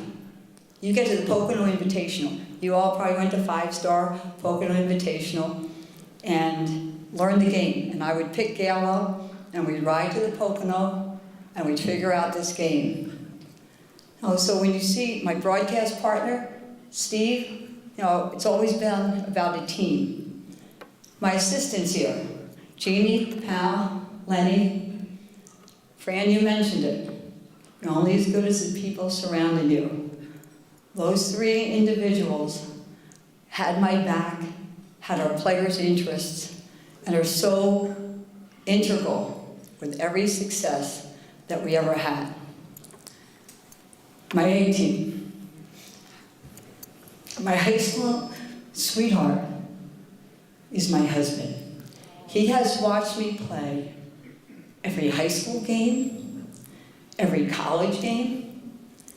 He has been there for every loss, every win, and has been my #1 cheerleader. I graduated high school in 1969. We started dating Thanksgiving dance from Gloucester Catholic that year. So you can imagine how many times he's watched us cry, watched us win, and been somewhat an integral part of what we were able to do. My 3 sons, Zach, Andrew, and John. Not easy being a child of a coach, especially a female coach. Now, they went to the same high school on our campus here for prep, so they had to listen to every person talk about, was it this good, was that good, what was going on, how many recruiting trips that I had to take. I remember we would always have a family dinner, and I'd say, guys, I'm really thankful that you allow mommy to coach, and I'm sorry I missed your kindergarten graduation. And they would say, Mom, we don't remember it. But the guilt that you have, but what you've been able to allow me to do is very, very precious. So to have my husband and my sons here, my one son lives in California, took the red eye to get here. And my other sons who are taking business calls. And I know you now are on your journey. But I want everyone right here now to close your eyes. I'm going to ask you to close your eyes. And I want you to think about your best basketball moment. Whether you coached, whether you played, whether you watched a game, whether you were a part of something, think about that. All right? We heard about Coach Gus Alfredi, about the book he wrote about Joe Lapchick. Well, I read it. It's a phenomenal book about a phenomenal man and what he was able to do for basketball and for people and integration and everything that's good about our sport. He was able to do and impacted so many. But in that book is a quote that Joe Lapchick, Coach Lapchick, was saying in an interview. And it reads, "Sometimes I rub my eyes in wonder, this game of ours, the players, the auditoriums, it all seems too good to be true." And I think that's the way we all feel about this game. So to the Lapchick family, thank you so much for continuing to remind us what we do is all on the shoulders of your dad. And that's something that we take very, very seriously. And to everyone who's ever said something nice to a coach, always remember that. I remember the first phone call I got after every championship. But more importantly, I remember the call that I got when maybe the school wanted to go in a different direction. So please, continue to support each other. It's a unique group, and we need each other, those good days and those bad days. And lastly, that little plaque that is in the palestra. And then what does that read? To love the game is good, to play the game is greater. But to really love the game is the greatest of all. Thank you.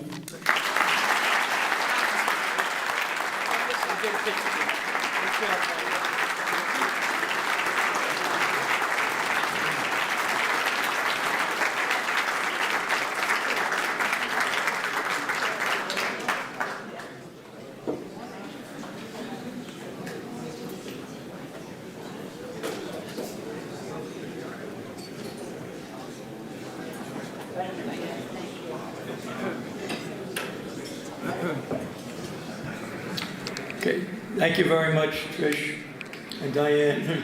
I'd like to introduce a couple more people now. I know we're moving along. We're going to be finished pretty soon. This gentleman played for St. John's, was a tremendous player for St. John's, played for a tremendous coach. He didn't play for Coach Konasek, was a great coach. Frank Molzoff, he played for him. He averaged 19 points a game, playing for Coach Molzoff. And he played at Holy Cross High School for the late Bill O'Mara, who's a great coach. We can recognize Bill Schaefer. Bill's still here? Billy? Stay there. Stand up, Billy. Billy's a little shy. All right, Billy. Billy was a great shooter. When it felt like leather, he shot it. He was a great player. Appreciate Billy. Another guy here was a tremendous point guard, played for Coneseca, Carmine Calzanetti. Would Carmine stand up? Carmine's over there. You notice that Billy and Carmine, they're not together. I don't know if there's any friction in the St. John's family. I hope not. The other guy's a great Notre Dame guy. He loves Notre Dame. When Notre Dame loses and they lost to Nolan, Illinois, he was thinking of jumping off the Brooklyn Bridge. We talked him out of it. They came back, beat Purdue. Eddie Broderick. Eddie, New York personality. Where's Eddie? Is Eddie still here? Eddie, stand up. All right, Eddie. Fordham Prep. Very intelligent, smart guy. The other guy's a coach at Manhattan College. Second year, he makes coffee nervous. I mean, he's very intense. If you make coffee nervous, you know you're intense. But he does a tremendous job. An excellent coach. All right, John Gallagher. Is John here? John Gallagher. Where's John? If he's still here, I think John went recruiting. I tell John I mentioned him, but he went recruiting. So we appreciate, and the present athletic director of St. John's, Ed Cull. Is Ed Cull here? Ed? No, okay, not here. Okay, a couple more guys then. We have the son of Jim O'Connell, who was a legend. Ock was a legend in sports journalism. Andrew O'Connell. Is Andrew here? I'm striking out. Another guy here who's a great player at Powell Memorial, University of Maryland. And his team in 1969, and Art Kenny's team in 64, two great power teams. We had Lenny Elmore, Ed Searcy, Jap Trimble, Art Kenny at the other 64 team, Lou Alcindor, all right? Now, other guys, I forget their names. Two great teams. Lenny, stand up, please.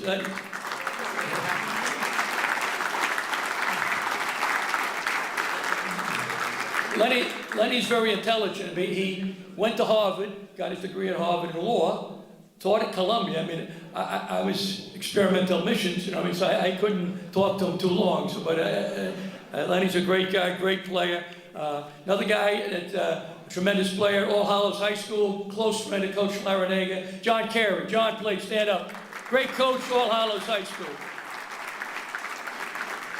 He knew all the officials, so don't go play at All Hallows. It's a tough place to play. Another friend, he played for Gus Alfieri, St. Anthony. He came all the way in from California. Mike Leonard. Mike, is Mike here still? Mike's still there. Mike, stand up, Mike.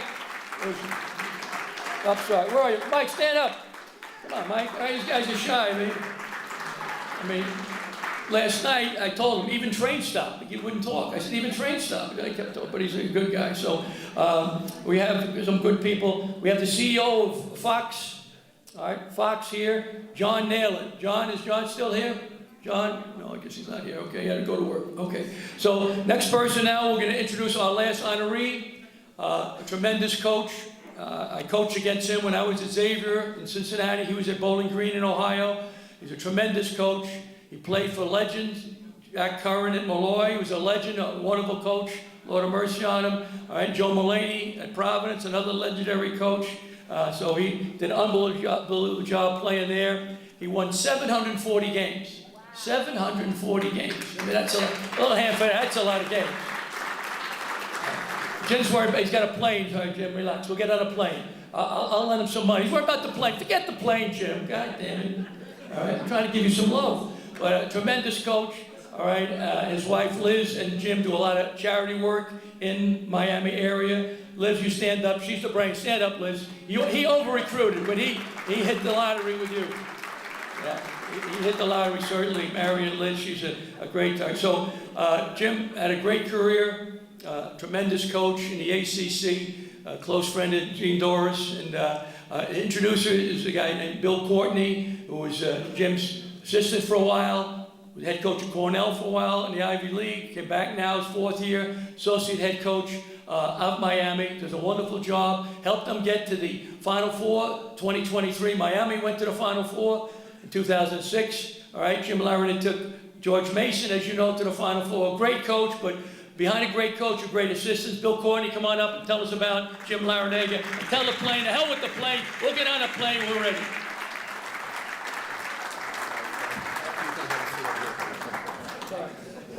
Well, thank you for having us here.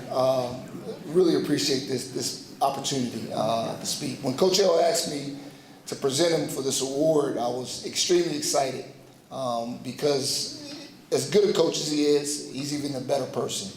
I've had the opportunity to get to know him over almost 30 years now, and it's been an incredible experience. He's a little different. You know, in the college athletics today, you may have coaches that cut corners or not necessarily do things the right way. Coach continues to believe in doing things the right way. He sticks to his core values and his belief systems, which makes him a little different in college basketball today. He's a little different in general, and I knew that when I first went to work for him. The first time I met him was the summer of 1996. I was 26 years old. I had just finished playing, and I was interviewing for my first ever full-time coaching position. All right, so this guy, Jim Larinaga, is going to give me an opportunity to be an assistant coach. So I lived in D.C. at the time, so he sends me a plane ticket from Baltimore to Cleveland, Ohio. Now, I know nothing about the state of Ohio, nothing about the geographic footprint of Ohio. So I get to the Cleveland airport. He picks me up at the airport. As we're getting to the car, I'm thinking to myself, okay, we got about probably a 10-minute ride to the hotel, and then I'm going to check in and get ready for my interview the next day. It's Friday night about 9:30. We get in the car. I'm like, Coach, how far is campus from here? He's like, 2.5 hours. I'm like, okay, all right, that's interesting. Well, we had no money in the budget at Bowling Green, so he had to fly me into Cleveland. So after driving into town and passing all the hotels, well, if you know Bowling Green, it was all motels. I'm asking, hey, Coach, you know, where am I going to stay at tonight to get ready for the interview? He's like, you're not staying in a hotel, you're staying at my house. So I took a mental note. It's a little bit different, right? And so, you know, we get to his house. Again, I meet Liz, who's the star of the show. And I immediately go up to sleep in his son John's twin bed. Again, a little different. It's about 11:30, and I'm nervous as heck, right? Because I got, you know, I'm ready for my first job interview. I'm really, really nervous. And about 12:30, 1 o'clock in the morning, I hear some commotion downstairs. I'm like, what the heck is going on? But I'm not about to get up because, again, I'm just like petrified of the next day. And so I get up in the morning, I go down for breakfast, and I asked Coach, I said, hey, I heard some commotion downstairs about 12:30, 1 o'clock. I said, what was going on? He said, well, 2 of my players came over and they wanted to meet the candidate for assistant coaching job. And I thought to myself, okay, it's August. We didn't have summer access then. So first of all, the players were on campus, and they felt comfortable enough with the head coach to go over his house after midnight. So I said to myself, what happened? Did you kick him out? And he goes, no. You know, I invited him in, we ordered some pizza, and we watched some highlight tapes. So that was another mental note. I'm like, oh, that's different. These guys feel comfortable enough with the head coach to come over after midnight. So I got my suit on, I'm ready for the interview. And Coach goes, why are you wearing a suit? I said, well, my mother told me I need to wear a suit for an interview, Coach. And he says, you got some gear? I said, yeah, I got some basketball gear. So I go upstairs, put my gear on, I come back downstairs. He's like, yeah, we're going to go over to the gym and play 2-on-2 against my sons, right? Now, at the time, his son Jay is going to be a senior on the Bowling Green basketball team. He's an all-league player. His son John is going to be a junior in high school. He's a very good high school player. You know, I'm 26 years old, so I'm still in kind of decent shape to play. Coach is 46 and hadn't played in at least 2 months, right? And so we get ready to play the 2-on-2 game against his sons, me and Coach versus 2 sons. And I'm like, man, this doesn't seem very fair, right? And so all of you guys that know Coach as a player know what happens next. Coach proceeds to take every single shot, never passed me the ball, and played 0 defense. So we finish our rousing 2-on-2 game after we get our butts kicked by his sons. We go back to the house. Liz makes an incredible spread on the grill. We have food. We just talk and we laugh. About midway through the dinner, Coach says, hey, do you like movies? I said, I love movies, Coach. I love going to the movies. He's like, do you want to go to the movies tonight? I'm like, sure. So we go to the movies and we see The Fan with Wesley Snipes and Robert De Niro, right? And we both agreed after the movie it wasn't Robert De Niro's finest performance. So we had that in common. About 10 minutes after the movie, he offers me the job. I'm like, holy smokes, okay, yeah, I'm in. I'm coming to Bowling Green, Ohio. The incredible part was it wasn't about the basketball part of things. It was about the fit. Coach wanted to see if I fit his program, if I fit his basketball family. And for Coach, it's all about family. It's always been about family. That's how he runs his program. It's about family. You know, part of our job as coaches in college basketball is to take these guys when they're teenagers and help them grow into manhood. And our guys, so many games, I mean, he's taught so many. At Miami. He's recruited our 2006 Final Four team at George Mason. He recruited the 2023 Miami Final Four team. He's really something very, very special to me. Can we give Bill a great round of applause? I want to thank everybody involved with the selection. I am so honored to be here today as a recipient of the Joe Lapchick Award. I want to recognize and congratulate Lon and Diane and Fran. I didn't know you were such a deep thinker. I failed the draft in 1971. I was happy as hell. I didn't think about anybody else. I ran out of the building jumping for joy. But I feel very special to be here today because my older brother Bob, he was 9 years older than me, and he was a terrific high school basketball player in the Bronx where my family grew up. He played at St. Helena's, and he was recruited. He was a Division I player, a very good all-city player. And he was recruited by Joe Lapchick and Lou Conaseca. And he fell in love with St. John's because of those guys. And so when he was 19 years old, I was 10, and he would invite me to come on weekends to a practice. And I got a chance to observe Joe Lapchick and Lou Conaseca's coaching firsthand as a 10-year-old. And I loved it. I saw their intensity, their passion for the game, their belief in the players and the kind of confidence they were instilling. I mean, I watched, and I don't know how many of you are old enough. Oh yeah, you're old enough. Kevin Lockery and Tony Jackson and Leroy Ellis and Ivan Kovacs, all these guys that my brother got a chance to play with. And he invited me to practices, and I watched him practice. He took me to Madison Square Garden to watch some of the games down in the Garden. And as a 10-year-old, you can't possibly imagine the impact that has on you. So I fell in love with the game of basketball. And so every day, I just would go out on the courts in Parkchester, in the Bronx, and play against my two best friends, John Carey and Billy Foley. And can you guys stand up and be recognized again? They act like they kicked my ass back then, but it wasn't that bad, really. But we played every single day in the park, tremendous competition, and it prepared me for high school. And when I was 13 years old, John Carey invited me to try out for a scholarship at Archbishop Malloy. And my brother Bob had told me, you got to go. If you can get a scholarship to Malloy, you got to go, because Jack Kern's the best coach in New York City. He will help you in so many ways. And Mr. Kern was just like Joe Lapchick and Lou Conaseca. They were a mentor to all their players, far beyond the basketball. So I went out, I tried out, I got a scholarship offer, I went home excited to tell my parents, and then my father told me, you're not going to Malloy. Your brothers and sisters all went to St. Helena's, you're going to St. Helena's. I was crushed. What do? I went to my brother Bob. I said, you think you can talk Dad into let me go into Malloy? And he said, I'll take care of it. And he did. And my dad gave me permission to go to Archbishop Malloy. And as a freshman, I was very privileged to be on a great freshman basketball team. And at Christmas time, we were 7-0, and we went home for the holiday. When we came back on January the 1st, Mr. Curran called me into his office. And he called me Larry, short for Larry Nagel. He said, Larry, Brother Edmund, your coach, he quit the Marist order. I said, he did?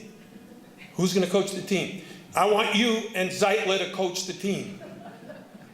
I said, you know, Mr. Curran, you know I'm 14 years old.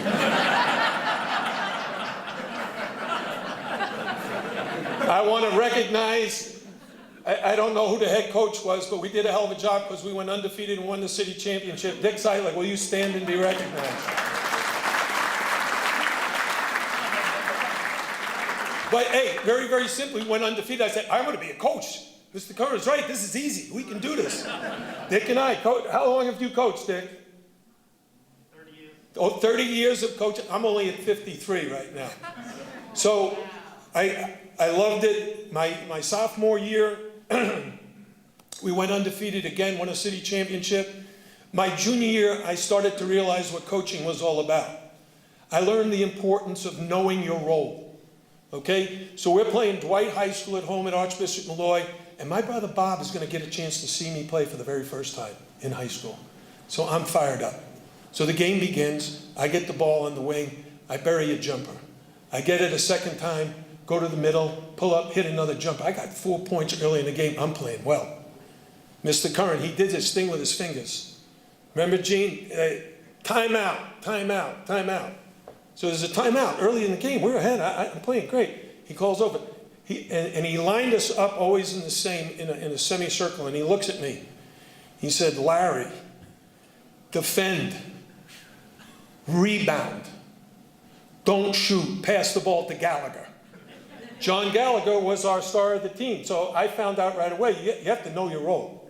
All right? And he put me in my place. So now we have a great year. We move on to my senior year. And I'm very excited because Mr. Curran was really my mentor. He would drive me home after practice regularly and after games once in a while. And we had a great team. We had a player. How many of you remember the name Kevin Joyce? Kevin Joyce, one of the great high school players in New York City history. He was a sophomore when I was a senior. And so we played a game, and I thought I had a particularly strong outing. And Mr. Curran offers me a ride back to Parkchester. So I jump in, and I'm excited, and the conversation begins. I said, hey, Mr. Curran, how do you think I played today? And I said, yeah, Kevin was good, good. How did you think I played? And he said, you think we should run more plays for Joyce? And I said, yeah, sure, but how do you think I played? Yeah, we're definitely going to run more plays for Joyce. And that was it. That was the whole conversation. He never told me how I played or anything. But my senior year was kind of special because now I had to make a decision what college to go to. So I said to Mr. Curran, Mr. Curran, I'm a huge fan of Bob Cousy, and he's now the head coach of Boston College. He said, don't worry, I'll take care of it. I'll call Cousy. He'll come down, watch you, and you can commit to him on the spot. That was the plan. So he called Cousy. Bob Cousy came down, watched me play, and then I met with him after in Mr. Curran's office. And then after Cousy left, Mr. Curran said to me, did you commit? I said, no. He told me I was a Division II player and I should go Division II. And he says, Cousy's an idiot.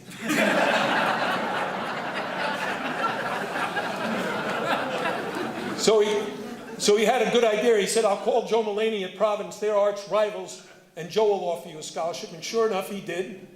And I ended up going to Providence, and I'm kind of happy to say, first time I played against Boston College, I had 39, and we beat the Eagles pretty damn good. Yeah, I'm going to clap for that. So,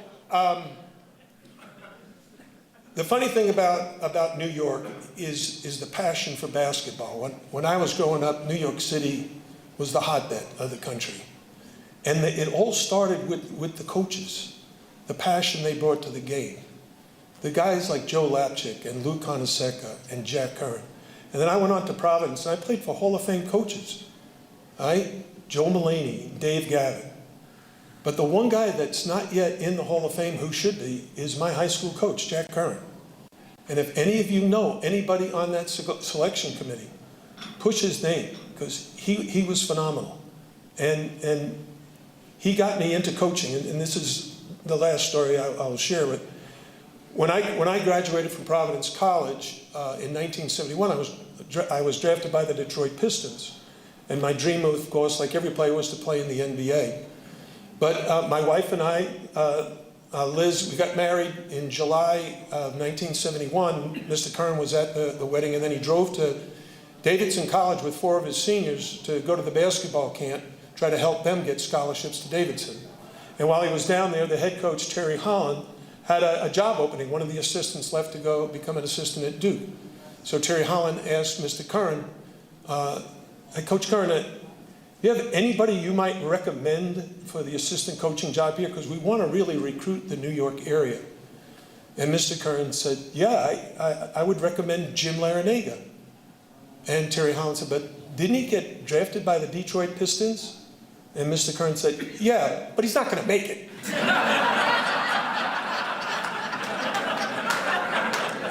He was a very good evaluator of talent, what can I say? So I didn't make it. I started my coaching career. My wife and I drove in a U-Haul down to Davidson in 1971.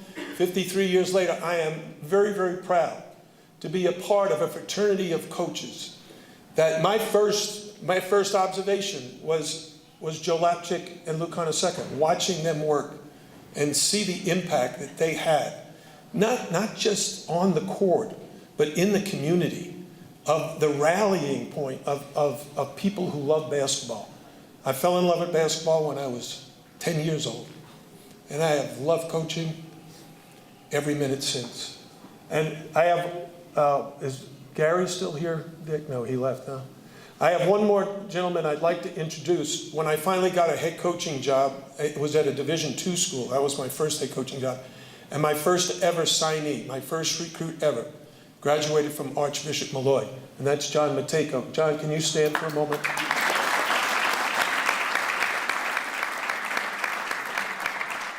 So I want to thank the Lapchick family. I want to thank everybody involved in this event today. It's tremendous.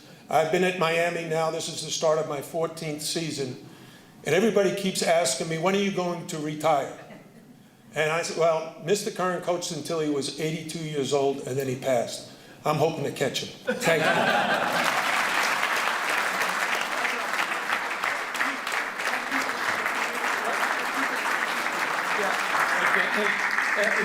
We're just going to get a picture. You can stay seated real quick.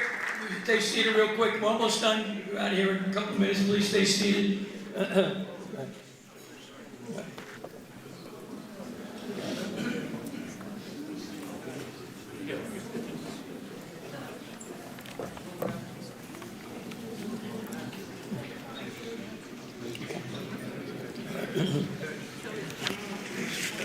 Let me turn it over to Jim. I just want to thank one other person who's here today, the athletic director at NJIT, Lenny Kaplan. Is Lenny still here? Lenny's over there. Lenny, AD. Okay. One last thing. I have a friend of mine who's in the Korean War named Art Lovely from Orange, Massachusetts. And he said to me, you know, every third or fourth time we speak once every couple of weeks. He says, Pete, every day's a gift. Every day is a treasure. Every day is a blessing. Every day is a gift. Every day is a treasure. Every day is a blessing. It was a gift to be here today at this luncheon honoring Joe Lapchick, Gus Alfieri, the four great coaches, all with great basketball people. It's a blessing to be in the New York AC, a tremendous place where they honored national champions, men and women, track stars and Olympians, and certainly a blessing, all right, to be with so many good people. So thank you very much. Now I'm going to turn it over to Jim McTighe. All right, please stand up. We're going to sing now. I was going to sing, but thank God that Officer Burgos came in because I'm tone deaf. Okay, officer, you got this one. All right. God bless America. God bless America, land that I love. Stand beside her and guide her through the night with the light from above.